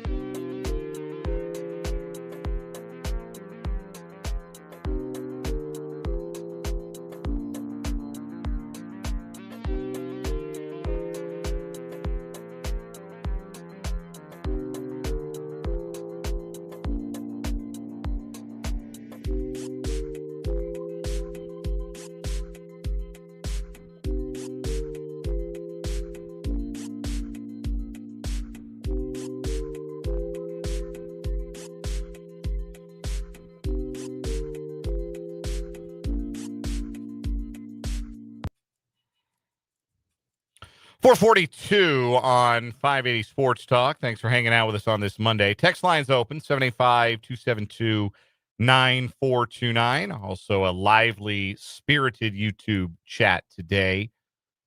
Join us in the live chat if you're watching the show live on our YouTube channel, 580 Sports Talk. Go subscribe to the channel if you have yet to do so. We're getting close to that stretch goal. 900 subscribers is in view. We get there, we're going to do 580 Sports Talk Idol for you. So if you have not yet subscribed to the channel, you should go do that. You should go and do that. So the college basketball action from the weekend, want to get into this. I was at the border showdown, the border war yesterday at the T-Mobile Center. And my first KU versus Mizzou sporting event. That was a box I felt like I needed to check. I've been in the state too long, been covering in-state college sports too long, not to have attended a border war of some kind. So I was there. I was in Kansas City yesterday afternoon. KU wins the game 80-60. It was a snoozer. To be real honest with you, it got a little feisty early in the second half. It was a little back and forth. Jamari McDowell gave a little nudge to Anderson for Missouri, and a kid went down like he'd just been shot. They both got technical fouls for it, which was probably the appropriate outcome there. So it got a little feisty. And the crowd was into it. Like the KU students were loud. KU fans were loud. The Mizzou fans were outnumbered, but they were loud. They made some noise. They supported their team. Good atmosphere, but it should never just be a good atmosphere for a border war. It should be the best atmosphere of the season. This rivalry means too much to both sides. And not just the fans, but the teams. To have it played in an arena that was about 20% empty in Kansas City. If they're going to continue this series, and that's very much in doubt. Doesn't sound like KU really wants to. Dennis Gates thinks they should play it for another 50 years. But Bill Self doesn't seem that enthusiastic about it. If they do resume the series, they do renew the series. I hope they do. I hope they renew it on campus. This is a series that belongs on campus. These are games that belong at Allen Fieldhouse and the Page Sports Arena. That's where these games should be played. And to play them in a neutral site robs the rivalry of what makes it really special, which is the hostility that is evident on both sides of the rivalry. Yeah. I mean, I think you keep it around this date. I think like the weekend where on a Sunday, maybe. I don't think you do it at the beginning. I think right now is around a good time to play it. But if you go back and forth to the school sites, I think that'd be great. Yeah, it just makes for a better atmosphere. Now, again, they didn't need. Was it technically a KU home game? Yes, it was a KU. So they're playing it this year and next year at T-Mobile. And this year was KU's designated home game. So they had the Jayhawk at center court, and they had a KU student section, and KU had a larger allotment of tickets. Next year they'll flip it. It'll be a Mizzou home game next year. They'll get the student allotment. They'll get the more of the ticket allotment. As for the game itself, there wasn't much doubt once KU went on the late first half run. I think they finished first half on an 11-2, and then started the second half on an 11-1. That might be backwards, but 2 runs in that middle 4 that coaches always talk about. Or in the middle 8 rather, the last 4 minutes of the first 4 minutes of the second half. KU dominated that stretch, and we're pretty comfortable the rest of the way. Mizzou just didn't have enough. Mizzou's offense is bad. Like if they're not getting transition offense, and Mark Mitchell isn't having a foul called on him every time he tries to go up in traffic against 3 defenders for a floater, they don't have much of anything in the half-court offense. And if KU could turn it into a half-court game, they were always likely to beat them. They just run better stuff. They get better shots. They have better players. Frankly, this is a lesser version. Even though they entered yesterday as a top 40 team in the KenPom, the loss only dropped them to 44. So they're like, they're all right. They're not as good as maybe they've been in recent years, but they're all right. But if KU could turn it into a half-court game, they were going to have a pretty easy time of it. Unlike last year when they turned it over 22 times and Mizzou ran them out of Columbia. They only committed 9 turnovers yesterday. They ran really good stuff in the half court. Mizzou went to a zone, threw KU off for like a possession or 2, and then KU started running really good zone offense. They got zone busters. Like, I cannot tell you how much better it is to have Bryson Tiller shooting in the middle of a 2-3 zone than it was to watch KJ Adams ever try to do that. There's a pretty substantial difference between the shooting prowess of both of those guys. They've got good athletes in the dunker spots against the zone. So Mizzou didn't really have any answers on defense, and they were stifled on offense in a way that they haven't been all season long. KU looks like an excellent defensive team, which is to say they look like a Bill Self team. But they are right now top 10 defensively in defensive rating in the Ken Pom. They're 8th in the country defensively and 17th overall, if you're curious. Darryn Peterson returned. That was nice. Didn't look like himself. I figured he was rusty. Turns out he was actually sick. Bill Self saying, man, I really hoped he wasn't too sick to play. Yeah. I'm paraphrasing here, because if he was too sick to play, y'all were going to think I was BSing you. And it's obviously bothering Bill Self, the narrative of, well, maybe Darryn Peterson doesn't want to actually play that bad. He's only worried about his NBA future or whatever. Nah, man, KU's worried about his NBA future. Like, yeah, you can't go run a guy into the ground if he's got a chance to be a top-tier prospect, because then you never get another player nearly that good if you don't act in the best interest of Darryn Peterson. So they've slow played it. Obviously, it was disappointing not to have Peterson for 7 games, but he's back, and you can tell, and Trey White said it after the game, he just makes the game easier for everyone else. There's more space. You get better shots. The ball moves better. And if the possession breaks down, Peterson just figures something out. Like, he's a special talent. You could even see it in a limited version of himself in yesterday's game. And KU wins routinely. I don't think they're going to have much of a problem with North Carolina State, who's a little better than Mizzou, and it is a road game. But if Peterson's back to full form 100%, I think you're going to see this KU team really start to hit the gas, because they are exceptional on defense, and they've got another level they can get to on offense with Peterson back on the floor. I'm glad for just Peterson's sake. They don't have a game Wednesday. Yeah, because you give him give him a couple days to get better and go full speed Wednesday, Thursday in practice, and then they travel on Friday. So K-State, they lost by double digits at home again. Seton Hall's not bad. Seton Hall in the Ken Pom, they're 57th. That's not a bad team. It's not a great team. They're not bad. They're on the level of they're on the level of a TCU. They're like a mid to lower tier Big 12 team. And it's frustrating to lose a game like that. But right now, the problem for Kansas State is PJ Haggerty's head is gone. The last time Kansas State won a game was the Mississippi State game, and he controlled that game. He got whatever he wanted. He got to the line at will. He filled up the stat sheet. And ever since the Nebraska game, where he also played pretty well, he has been a ghost of that player. He went 5 of 12 from the free throw line on Saturday. That's how you can tell. And the whole team went 15 of 35, which is emblematic of how much as a team you follow the lead of your best guy. But Haggerty's one of the best foul shooters in the country. He went 5 of 12 from the line. You can just see that he is devoid of confidence right now. And that lack of confidence is rubbing off on a team that played their first 6 games looking like they could not miss, and now has spent the last 3 games looking like they don't think they can make a shot. I do think that the one area of criticism, I don't think it's Jerome Tang's fault that PJ Haggerty can't get right now. I don't think that's a Jerome Tang problem. The Tang discourse is what it is. You've got a lot of fans ready to run him out already as this starts to look like a 3rd straight year out of the NCAA tournament. And look, if that happens, then those fans are going to get the result they want.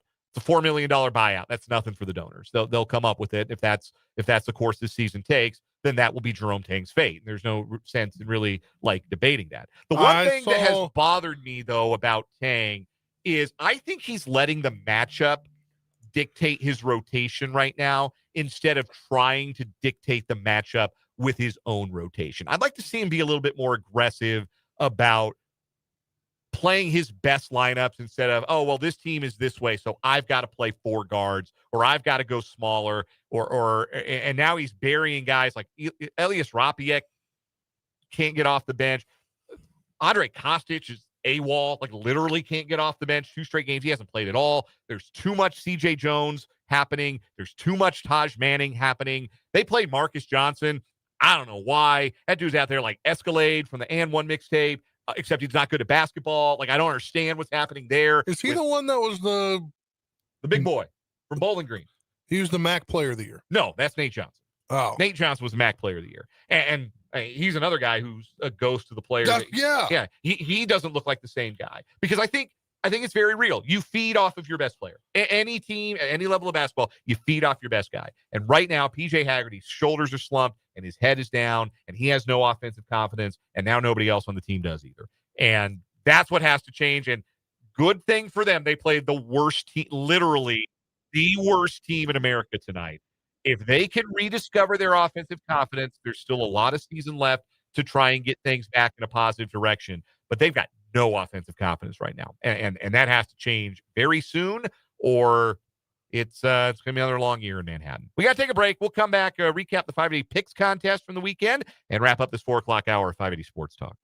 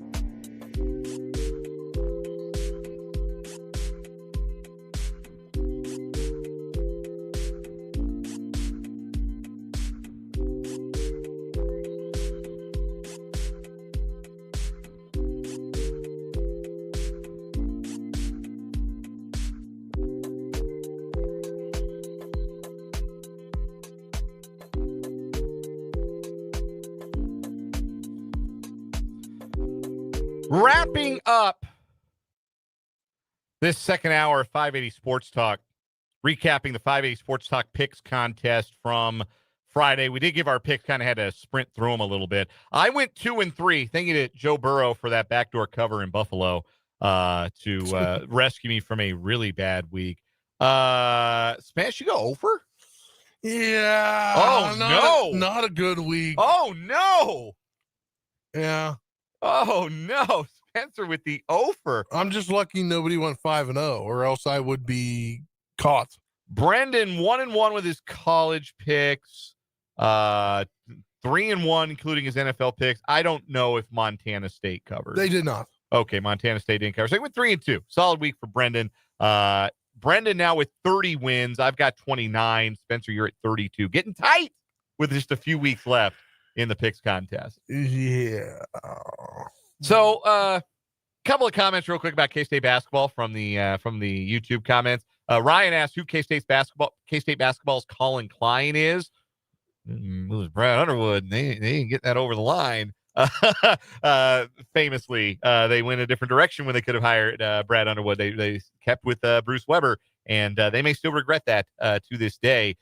Mark B says we were led to believe that Taj Manning was the second coming of Orlando Blackman. He's been a total bust. I'll say this. I don't think he was painted as that kind of a player, but I was at the press conference when Jerome Tang said he's got a chance to end up the winningest player in K-State history because he does so many things that impact winning. So Spencer, Press conference hyperbole, not a new thing for Jerome Tang.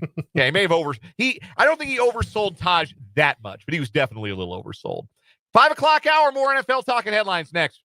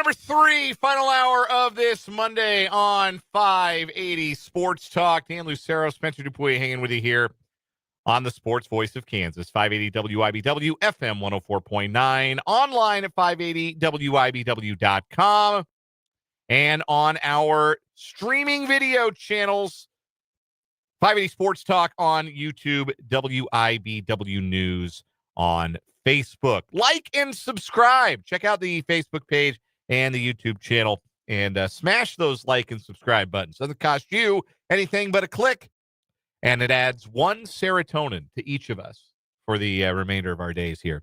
We're with you until 6 o'clock. We've got K-State basketball coming up after that. The Wildcats welcoming the Delta Devils of Mississippi Valley State University. I know you know this one, Spencer. Who is Mississippi Valley State's most famous athletic alumni? Do you not know this one? I guess I don't. You are a little young. It's Jerry Rice. Oh, yes. Jerry Rice. Put me on the spot there. I did. Basketball for some reason. No, I understand. Yeah, you went basketball, but so you're 26, right? No. 28? I'll be 28 on Friday. 28 on Friday. That's right. Yeah. And send in your happy early birthday wishes to Spencer Dupuy, the text line, 785-272-9429. So, yeah, you're not as young as I thought. That makes me feel a little better. So, 28, I mean, born in 97. So, your earliest football conscious would have been like Seahawks, Jerry Rice. Maybe Raiders, maybe late stage Raiders, Jerry Rice, and Seahawks, Jerry Rice. Yeah, I mean, I don't know. I didn't really get big into football until like first or second grade. Okay. Yeah, that would have probably been Seahawks. That's when I realized. So I lived not to go off into this big, huge thing, but like I lived so close to where the then Redskins, now Commanders, practice. Sure. Yeah. I went to grade school with some of the kids of them, right?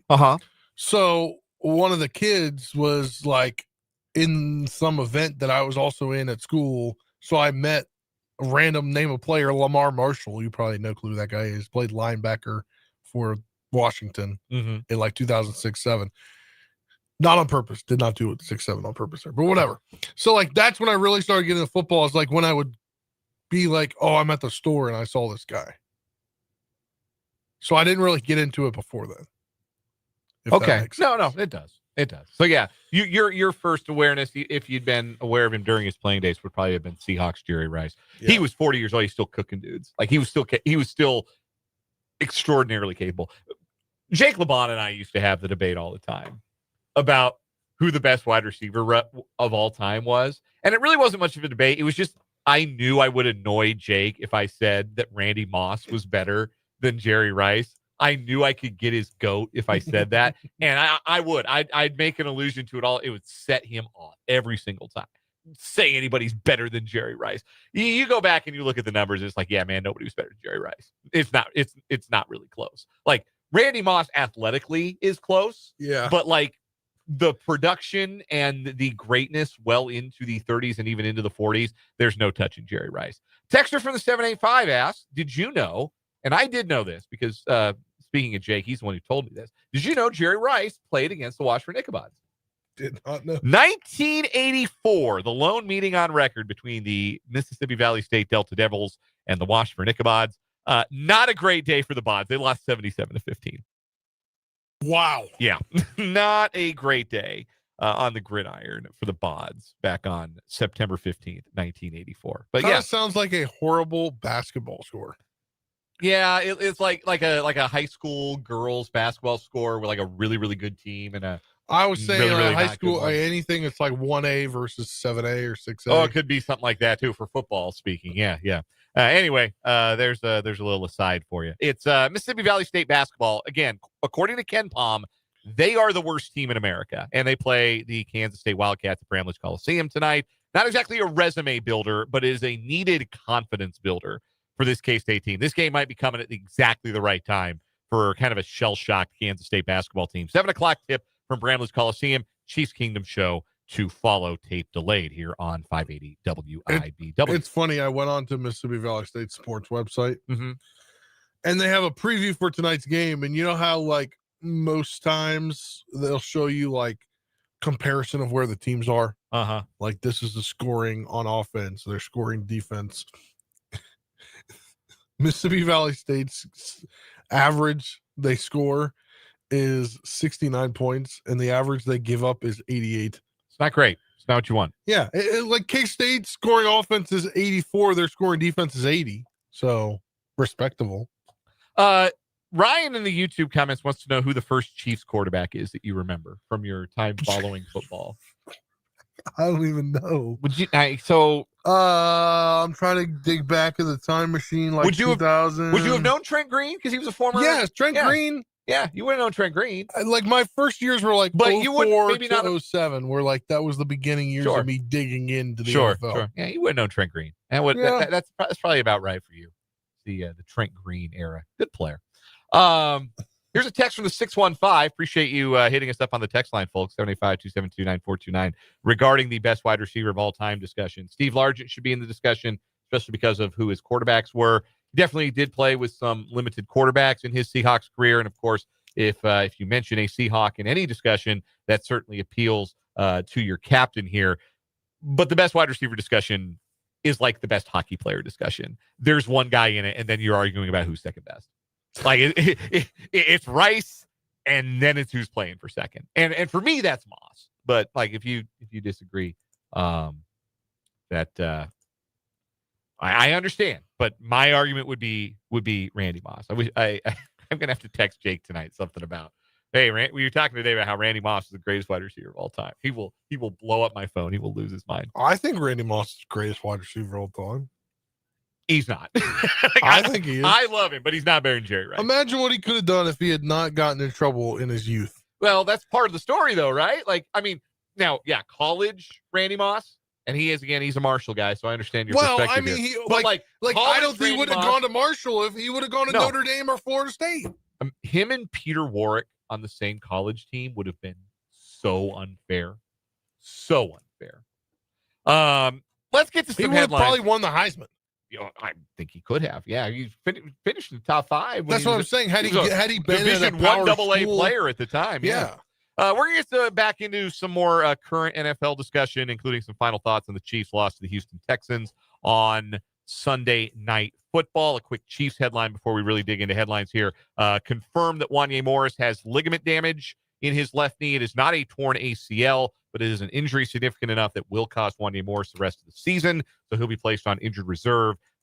Means Chiefs are probably going to ride with Esapole at left tackle the rest of the way, unless they swing Jalen Moore back over there if and when Jawan Taylor gets healthy. But, man, 6 weeks into the season, we thought the offensive line was a real strength. We thought it was as good an offensive line as they put together in front of We were really happy Mahomes. compared to last year's offensive line. Oh, absolutely.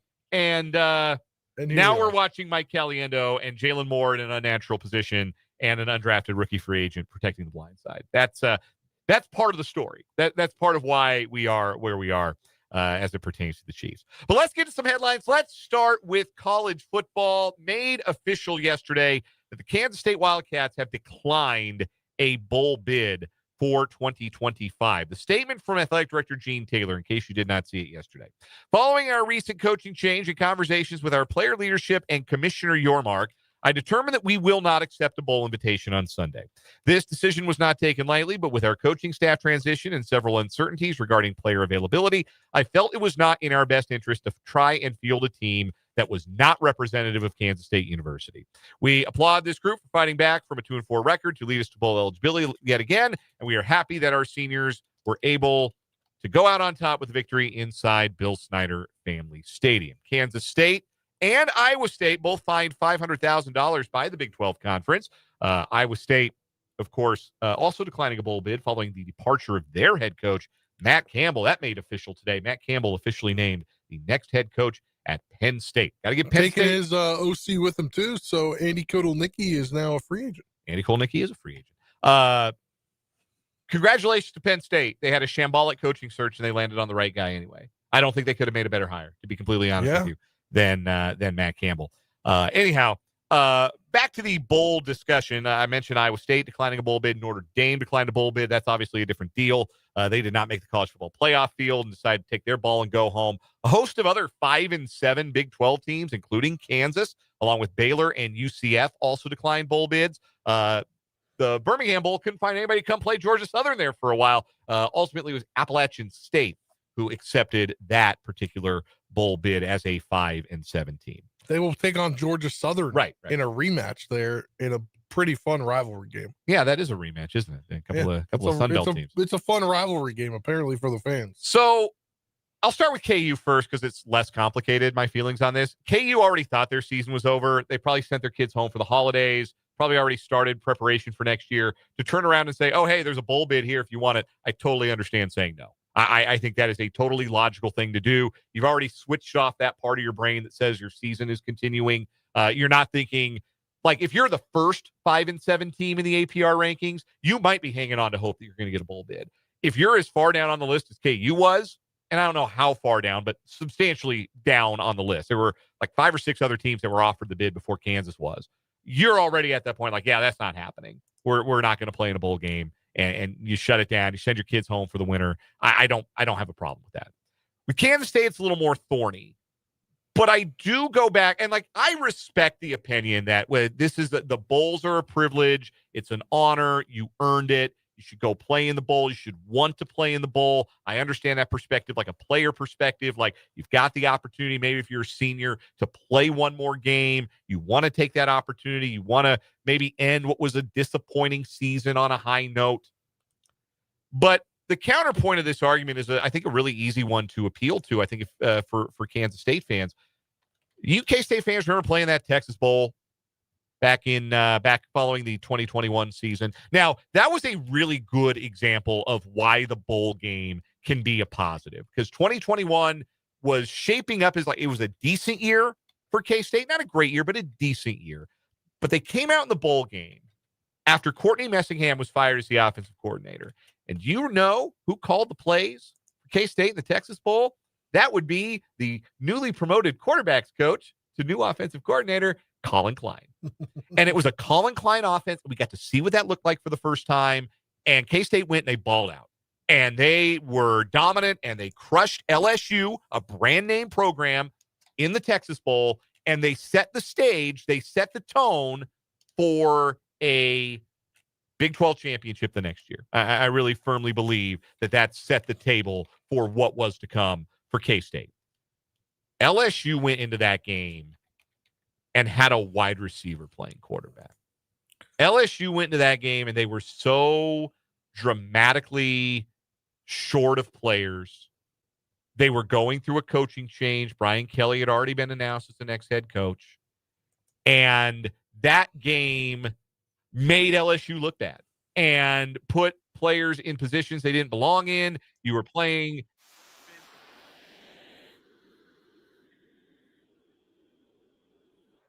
where players get poached in the transfer portal all the time. You don't maybe necessarily want that freshman who's having a good year on the scout team. You don't maybe want them to put anything on film in a bowl game, to where another school might come calling with an offer. Say, hey, I really like what I saw in the Birmingham Bowl. How'd you like a little bit more NIL money to come play for us?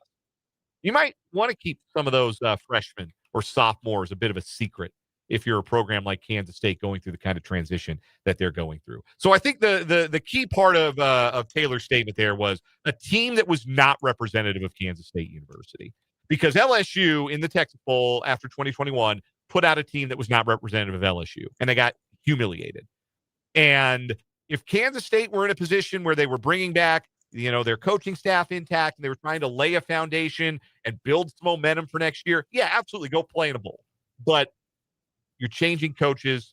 The roster is going to change over an amount. I don't know how big an amount, but there will be changeover. Well, there's a good amount of guys today that have announced that they're entering the portal. Yeah, we're not talking about guys who made significant on-field impacts for K-State. There's a handful of those, but for the most part, it's your depth. Like, it's guys like Jocks Bradley Demps, Callan Barta, the former Seaman Viking, entering the transfer portal space. Guys like that. Guys that, like, you would think in a normal scenario, we can go out and give these guys, it'll be good practice for those guys. Good practice time, good opportunity to build toward next year. That's not really the building toward next year for Kansas State is happening off the field. Yeah. So I don't have a problem with them turning down the bowl bid. Now, the $500,000 fine, that's not nothing, but consider this.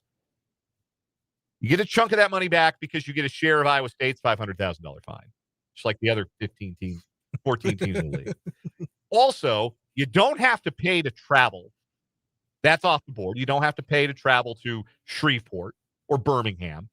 And you don't have to buy back all the unsold ticket revenue because you know who else wasn't going? Shreveport or Birmingham? Any of y'all to go watch the Kansas State Wildcats play in a bowl game this year. Be honest with yourself. Unless you're the kind of diehard that goes to every bowl, you weren't going to the bowl. And there's going to be this big chunk of unsold ticket revenue that you were going to have to send back. So at the end of the day, yeah, you're fined $500,000, but you come out a lot closer to even when you consider what you don't have to spend to go out to this bowl game. So that's my opinion on it. I understand if you have a different feeling about taking the chance to play one more game, the opportunity to play one more game. But I think Kansas State's making the right decision for Kansas State. All right, let's fold that into the college football playoff discussion. Obviously, the college football playoff field, along with the bowl field, has been set. The playoff sees 4 teams that wear the color red, all as your top seeds. Indiana, undefeated Big Ten champion Indiana.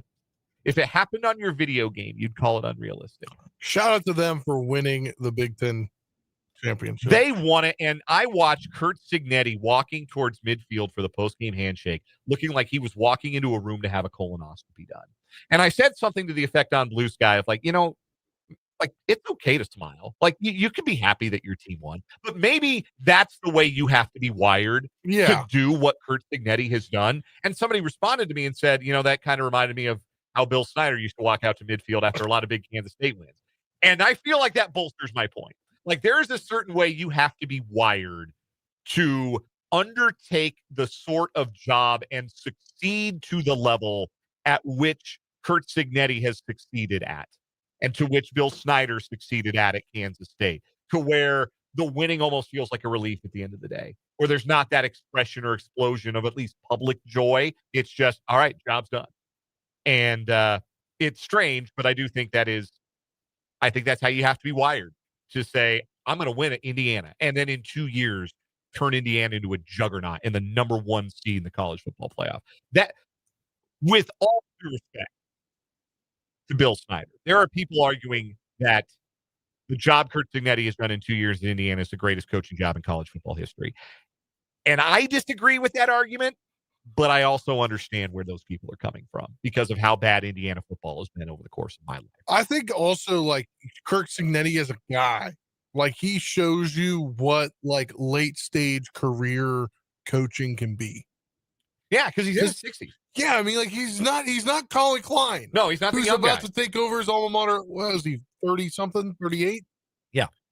He's up in his 50s, and he started low, and he built all that knowledge, and then boom, he's taken off over the last 8 years. Ohio State gets the number 2 seed after losing the Big Ten championship game. Ryan Day out-turtled Curt Cignetti. Both coaches played not to lose in that game. It wasn't a great football game, to be honest with you. But Ryan Day is never going to lose a contest between coaches who are playing not to lose. He is always going to be the coach that plays the most not to lose in that situation. Georgia, your SEC champion, the number 3 seed. Big 12 champs, Texas Tech, are the 4 seed. Oregon is the number 5 seed. They'll play 12 seed James Madison. Shout out the belt. Who got into the playoff because the ACC championship was won by Duke. I can't believe. 8 I cannot believe UVA Duke screwed the pooch. They did. They blew that game. Number 6 seed is Ole Miss. They get a rematch with number 11 seed Tulane. Yes, 2 Group of 5 conference champions in the playoff this year. Did you see what Tulane did? No. So their coach leaving to be Florida. Yes, Florida John Summerall's been hired at Florida. They hired Will Hall, who used to be the head coach of Southern Miss. Yeah, after there was reports that they were going to hire Charles Huff. Yeah, that was out there. Charles Huff now Memphis' head coach. Yes, he's going to Memphis. The 7 seed is Texas A&M. They play number 10 seed Miami, and the 8-9 game is Oklahoma and Alabama. The consternation is that Miami is in the playoff. BYU did not get in. They were ranked ahead of Miami going into the final week of games, but they were penalized for getting blown out in their conference championship game. Alabama also got blown out in their conference championship game, and yet they did not move an inch in the poll. They remained at number 9. And then Miami getting in over Notre Dame. Look, it was early in the season, and it was only by 3 points, and it was on Miami's home turf. But Miami beat Notre Dame. And if the results of regular season meetings don't matter, then what are we doing here? If Notre Dame is upset about not making the playoff, they should have beaten Miami. They should have won more. They should have won more football games. If you win all your football games, you don't miss a 12-team playoff. Go win all your football games.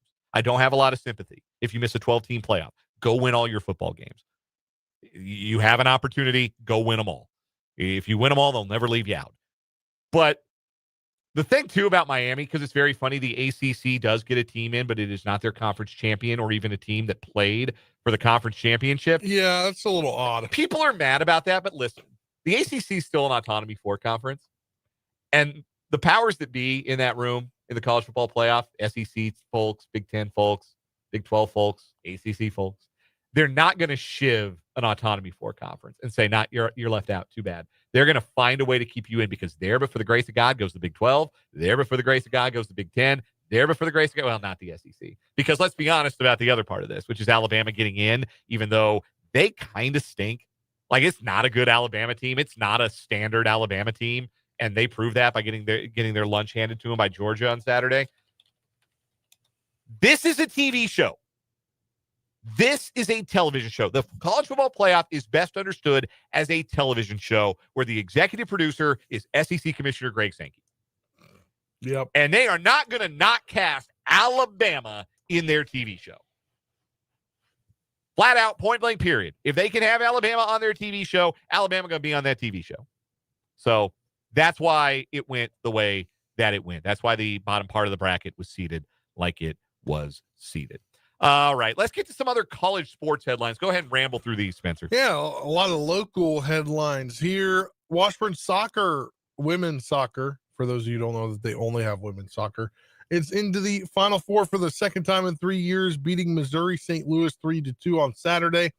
As they reseed for the Final Four, they are the number 1 seed, and they'll take on number 4 Franklin Pierce Thursday, 4 p.m. in Colorado Springs. I believe that game will be streamed on NCAA.com. I think that's right. Ichabod basketball sweeps Hayes with women topping the number 3 Tigers 67-64 over the weekend. Awesome game. Yeah, heck of a game. KU volleyball beats High Point in 3 straight sets, beats Miami 3-1 in the NCAA tournament that was held there on the campus of KU. They get to the Sweet 16. They'll take on number 1 Nebraska in Lincoln Friday at 8:30 p.m. That'll be on ESPN2. K-State season came to an end as they were swept by Nebraska in 3 straight sets on Saturday.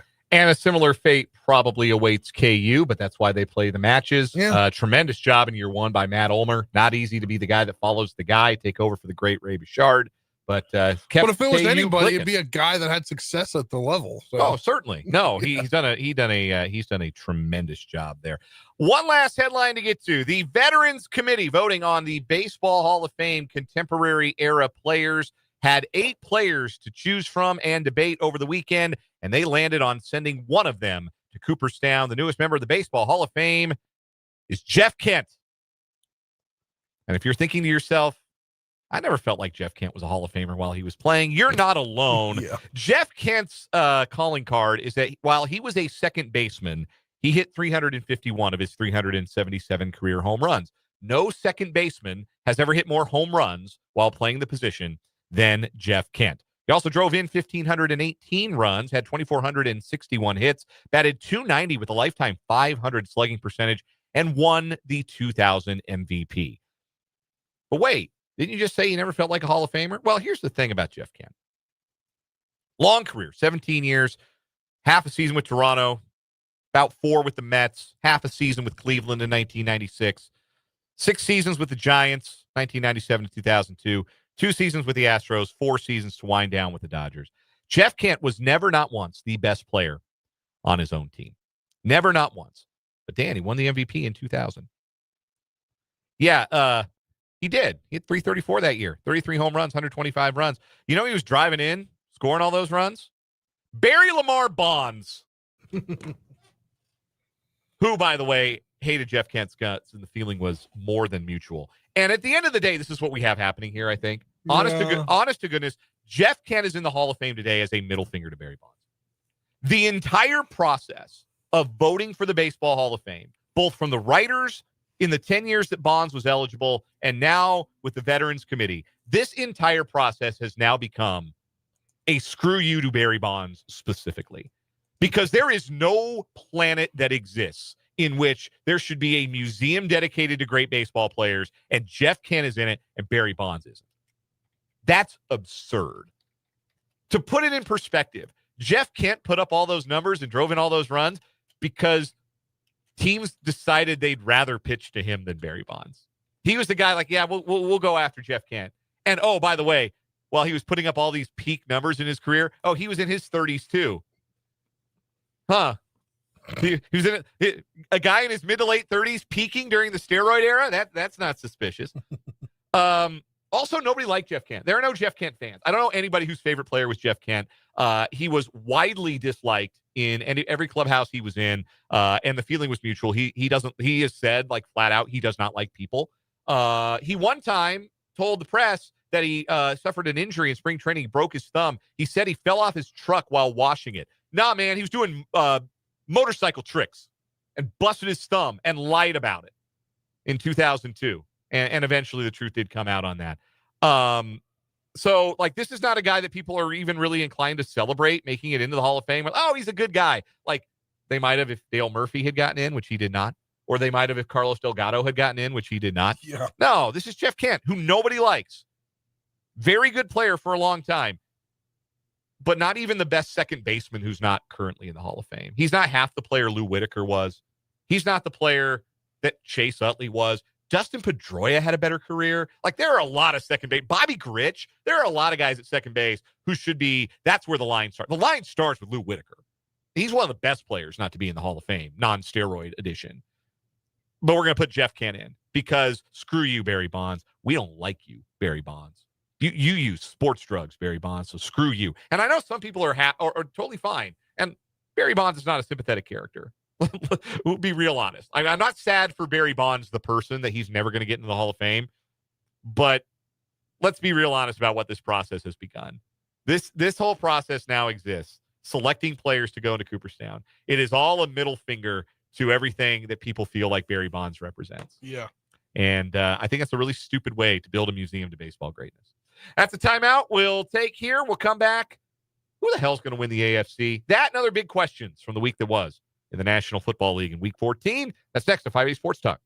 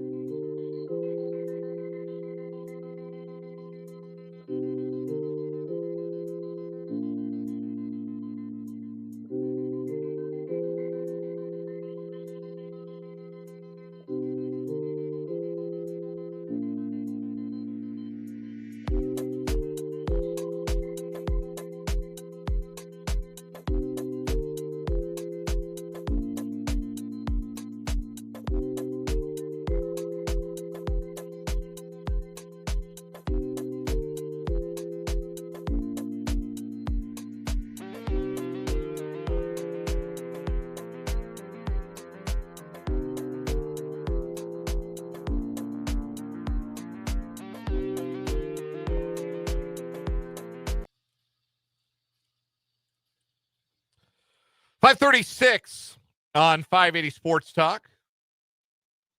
K-State basketball pregame at 6. Tip-off from Bramlage at 7. The men taking on Mississippi Valley State. Following that broadcast from the network, we'll shift gears to a tape-delayed edition of the Chiefs Kingdom show here tonight on the Sports Voice of Kansas. Monday Night Football tonight, Chargers and Eagles from SoFi Stadium. It'll sound like an Eagles home game because that's how it always sounds when the Chargers play a home game. Sounds like a home game for the other team. Omari and Hampton back for the Chargers. Any path to the Chiefs making the playoffs involves these other AFC teams starting to lose a lot of games. So if you're still holding out that hope, if you don't stop believing, if 16% playoff odds for the Chiefs sound to you like, so you're saying there's a chance, you are number one Eagles fan tonight. But it does not look very good, very promising for the Chiefs' playoff prospects. And as we talked about with Matt Verderam in the 3 o'clock hour, we start our year every year talking football. We rank the quarterbacks, the three of us, you, me, Brendan, Spencer. Spencer's the you in question here. Yes. In case that wasn't clear. Anyway, we rank the quarterbacks. We are quarterback rankings. And for the last 2 years, the 4 best quarterbacks in the NFL that we have ranked, we don't always rank them in the same order, but we have always had the same top 4. Patrick Mahomes, Josh Allen, Lamar Jackson, Joe Burrow. Well, 3 of those guys aren't going to make the playoffs. The Bengals are done. They blew that game in the snow at Buffalo, so they're out. Lamar Jackson and the Ravens look like they're in hell, and they need a total franchise reset. I think this is it for John Harbaugh. I really do. That looks like they just need a total facelift with that organization. What sucks because Lamar is such a great talent that if you're doing a facelift, are you going reboot 100% or are you going to try to retool? You reboot around him. Like that's the thing. You start with, okay, we've got the quarterback that we know can play at an MVP level. We have to get him back to an MVP level, surround him with better players. They've still never had a good receiving core. All these years, they've never had a good group of receivers for him to throw to. It's never happened for Zay Flowers. Just like it before him, it never happened for Rashad Bateman. And then the guys they try to fill out with are all guys past their primes. DeAndre Hopkins this year, Odell Beckham a couple years back. Like it's not working in Baltimore. But this is the thing, right? When you think about who you expect to win the Super Bowl, you think about teams with elite quarterbacks. You start there. And in the AFC, it has been either Mahomes or Burrow in the Super Bowl for the last 6 years. And the last quarterback not named Mahomes or Burrow to go to a Super Bowl in the AFC, friggin' Tom Brady. Okay? That's what we're dealing with here. You expect the teams with the elite signal callers to make a run. And we're looking at the best of the best, 3 of the 4 best of the best, not being in the playoffs. So, Spencer, as you sit here today on December 8th, who do you think is going to win the AFC? Who do you think will raise the Lamar Hunt trophy? Because, honest to God, until that failed until Azeez Al-Shire intercepted that ball off of Travis Kelce's hands last night, I still think I would have told you I would have picked the Chiefs to win the AFC. I think that was the point at which I decided, this isn't happening. We talked about this. You mentioned it, like just what Mike Tirico said with 20 some odd seconds left, saying, well, if the Chiefs don't come back here, like they're not coming back. Yeah, like they think too. Oh man! But right now, win the AFC? Right now, who do you think is going to win the AFC? If I made you make a pick, if I made you take take a 20 to the table up at Prairie Man Sportsbook or something, and put a future down, who do you feel most confident in the AFC? Because the really easy answer to this is the Bills, because they're the other team with an elite quarterback. And even though that Bills roster has a lot of warts, yes, but I was watching them yesterday in adversity. They came back, right? They did. That, I think, had as much to do with the defense they were up against, with Trey Henderson getting hurt. But their defense made a lot of effort in that game, including the touchdown return. Mm-hmm. I don't know. I'm torn. So, I'm torn between the Bills. The Bills have a lot of flaws. And the Patriots. But I feel like Josh Allen can overcome those flaws, much like we've seen Patrick Mahomes overcome a lot of the Chiefs' flaws. And the rest of the playoff field, like Denver can't score against a good team. They can't score. Houston can't score. against a good team. They can't score. New England.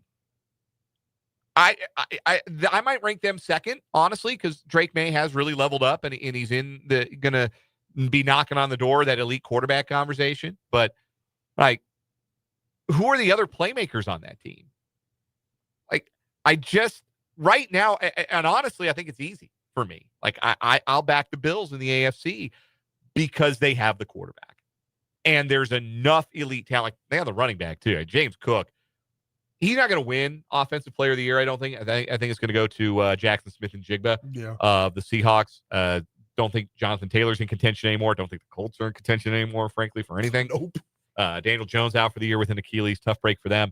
But, like, all of the other teams have flaws that I don't think they can overcome in the playoffs. And I don't think they can overcome them against a team quarterback by an elite guy. Because none of these other teams, and the New England's the closest, have the guy who's the force multiplier that Josh Allen is for Buffalo. I kind of think right now we're setting the Super Bowl where we know as of today. Buffalo Rams.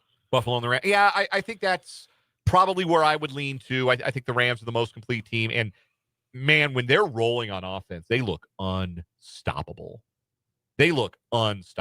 Like they did against Arizona. Arizona's bad, but their defense has shown some signs of life this year. And the Rams went through them like water.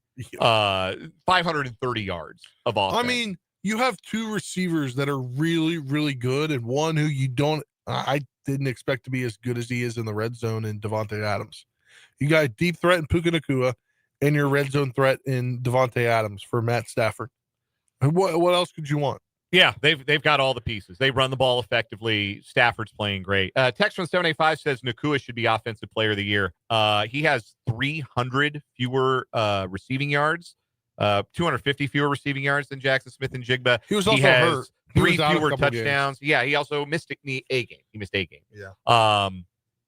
JSN was looking at a 2,000-yard season before they had that game the other week where they didn't throw to him at all against Minnesota when they didn't have to do anything offensively because Minnesota just hit themselves, stepped on rakes for 60 minutes. With their, like, fifth-string quarterback? But no, it's JSN. It's going to be JSN. He's been he's having a record-setting kind of year for the Seahawks. Nacua probably finishes third in the voting behind JSN and Cook. It's not to say, oh, he stinks. We don't have to do that, right? Like, he leads the league in receptions and targets. Great player. We don't have to do the thing where, well, my choice is good, classic, and yours is trash. Like, we don't have to do that. But it's going to be JSN, just more prolific and doing so with like there isn't a Devontae Adams on the Seahawks. Yeah, like their number 2 is a totally washed Cooper Kupp. So, like, I just can't get all the way behind a team that turns the ball over as much as they do, and every part of my heart wants to. But Darnold threw another pick in their win over Atlanta. So he got 11 interceptions. That's going to bite them. No matter how good their defense, and their defense is awesome. Like, if Houston has the best defense in the league, and I think they do, I think Seattle's second. And if defense wins championships, then that's the Super Bowl we're going to get. But I think elite quarterbacks win championships. And there's one of those left in the AFC. Realistically, you're going to be standing going into the playoffs. And it's Josh Allen. So, Matt Verderam says he thinks whoever comes out of the AFC is getting shellacked in the Super Bowl. He thinks it's going to look like last year's Super Bowl. Like, It's going to look like Super Bowl 59, no matter who comes out of the AFC. And no matter who comes out of the NFC. He thinks that's the gulf in talent right now between the two conferences, which is amazing. I did not think we would get there. I did not think we would get there over the course of Mahomes' career, frankly. Yeah. But that's where we appear to be right now this season. Speaking of the Chiefs, we'll have some final thoughts on their loss to the Texans from last night as we wind down 580 Sports Talk coming up next.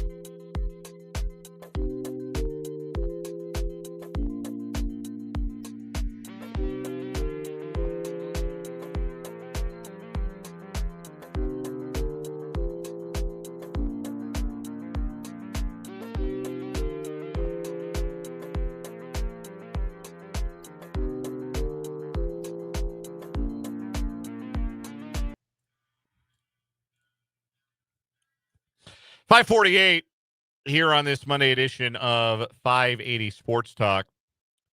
Coming up tomorrow night here on 580 WIBW, it's our 580 Preps Tuesday night hoops doubleheader. We're going back to Viking Gymnasium for a second straight Tuesday. Seaman Vikings and Lady Vikes playing host to Lansing in United Kansas Conference action.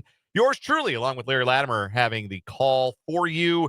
Pre-game coverage starting at approximately 5:30, so we'll be off a little early on 580 Sports Talk tomorrow. Hey, lucky for you, the construction's over with. 46 is open? 46 is open. Man, I forgot it was still closed. I thought it had been reopened there, and it was not, and I had to go around, I had to go back south, across on 39th, round the bend, get to Rochester. You could have gone down 46th north. and past that church and then turned right, and then... That's what I did. Yeah. That's how we get to Dillon's. That's exactly. Or got the Dillon's. Yeah, that's exactly what I did. So, that'll be nice. Then won't get rerouted on the way back to Seaman High School tomorrow night. So be sure you join us for that. So, final thoughts on the Chiefs' loss. I asked this question to Matt Verderam, and we're going to take some more time this week to try and really explore what's going on here. But I watch other games in the league, and I don't watch as much other NFL as I used to. I just don't have the time to watch just the random. I got the noon games on CBS and Fox. I'll catch some of those, but I don't maybe watch as much. I don't get to sit down and watch 7 hours of commercial-free football anymore. I have a child. Well, it's not commercial-free anymore. No, it's not. But I don't get to do that like I used to. But when I watch other games, I watch the Thursday night game, I watch the Monday night game, I see teams run plays that are really routine offensively. There's easy yardage plays. When do the Chiefs ever run a play that's easy yardage? What are the Chiefs' easy money plays? I'm getting 7 yards on this first down with this easy throw. Or I'm converting on 2nd down and 4 with this easy play. This is an easy 3-step plant throw, easy completion for Patrick Mahomes. Offense looks so freaking hard for the Chiefs. And I just think that they have more and more come to rely on, Mahomes will figure it out. And I don't think that's conducive for success. I think it wears Mahomes down, wears on him, wears on the rest of the offense. He's playing with half a knee yesterday. Yeah, he's playing banged up. He's playing through that. It's just offense, it looks so hard for the Chiefs to move the football. Even when they do move it effectively, it just looks hard. It's pass plays that take forever to develop, or Mahomes with the scramble, or running plays that put you in 2nd and 7 instead of 2nd and 4 because the running backs have no juice and no vision. We brought it up last night. The funniest play last night was Isaiah Pacheco gets a head of steam and looks like he has a cutback lane and looks like he maybe has a 10, 15-yard run. And then he tries to run up the back of Travis Kelce. Like he never saw him. Oh my God. It's so bad. Thank gosh that experiment's over after this year. Yeah, they're going to have to do something in the running back room. There's no doubt. I don't know that they're going to have the money to make a free agent splash at running back, but they got to have something. Anything would be better than what they've got this year. A third-round running back. I'd even argue. I don't know who I haven't done the deep diving. Either. I haven't eaten the tape, but I'd even say 2nd round. If there's a running back you love that you think can be a home run hitter, go out and get some speed, some juice at that position. I think that's the biggest thing that even by the numbers, the advanced numbers still think, yeah, this Chiefs offense is really good. But when they absolutely have to, when other teams dial in defensively, the Chiefs haven't had an answer. And that's because there's nothing for the Chiefs that comes easily on offense. And it's the most frustrating thing about watching. You've got this generational talent at quarterback, and he has done impossible things. He has done incredible things. But you got to do something to make his life a little easier. No quarterback can do it alone, all by himself. That's been the problem for the Bills the last 2 years before this one when James Cook leveled up. They were asking Josh Allen to make everything happen. And eventually your offense collapses under the weight of doing that. And it looks like the Chiefs offense and their scheme has collapsed under the weight of putting it all on the shoulders of Patrick Mahomes. And I do think that there is something to Text from the 785 here that says, after 6 years of these long playoff runs, the Chiefs tanks need refilled. I do think there's something to that. But especially because the core has been there aging, for most of them. But I think to just say, oh, these guys are tired, we'll benefit from some rest and we'll run it back next year. You can't run this scheme back. You can't run this offense back. You can't run this personnel back. You've got to do something different. We'll take one more time out. We'll come back with a final word here on 580 Sports Talk.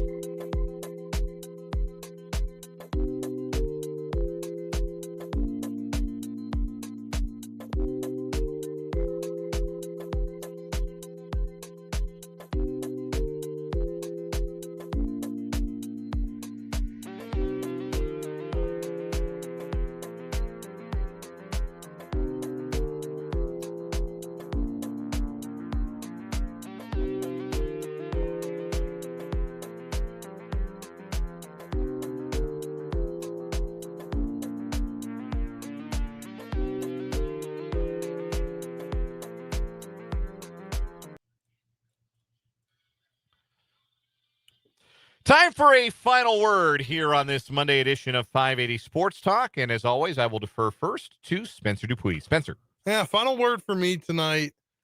It was bad to watch that game. I think for me personally, after I used the Chiefs, I feel like when I moved out here, I was like, the Chiefs are going to be an escape for me from the horrible franchise that I have to deal with in the Washington Commanders. And then the Commanders do what they did last year. And I'm like, oh, that's pretty cool. It'd be cool to have two good teams to follow around. Nope. One is incompetent and the other is just run out of gas, it appears. I'm going to, use what our texter said. They need refueling. It just seems like everything, what was there is not there anymore, and it's catching up to them. I will say that. My final word is the Chiefs' playoff runs have caught up to them. Final word for me, I really do mean it. I have, for 13 weeks, believed that the Chiefs would get it straightened out, because why wouldn't you believe that? Because that's their recent history, which is funny given that the previous history of the Chiefs, the previous 40 odd years, were this is the team that's never going to figure it out. This is the team that's never going to get it right. This is the team that nothing is going to go right for. And then for the last 7 years, everything has gone right. Every play has been made. Every break has been taken advantage of. And this team spent 13 weeks showing us that wasn't who they were. But I still believed. I did. If you'd asked me right up until Travis Kelce bobbled that interception into Azeez Al-Shire's hands in the fourth quarter last night, I still would have told you I would have expected the Chiefs to make the playoffs, to win the AFC. Superman doesn't die. And that's what the Chiefs have spent the last 7 years doing, always finding a way to pull it out in the end. But I will say this. They're going to go out on their shields. They're going to play hard this final month. They might even win all 4 of their games, though I no longer even expect them to do that. But they might. They might finish 10-7 out of the playoffs. But it does seem clear that this portion of the Chiefs dynasty is over. K-State basketball coming up next, followed by Chiefs Kingdom. We're back tomorrow from 3 until 5:30. For Spencer, I'm Dan. Good night.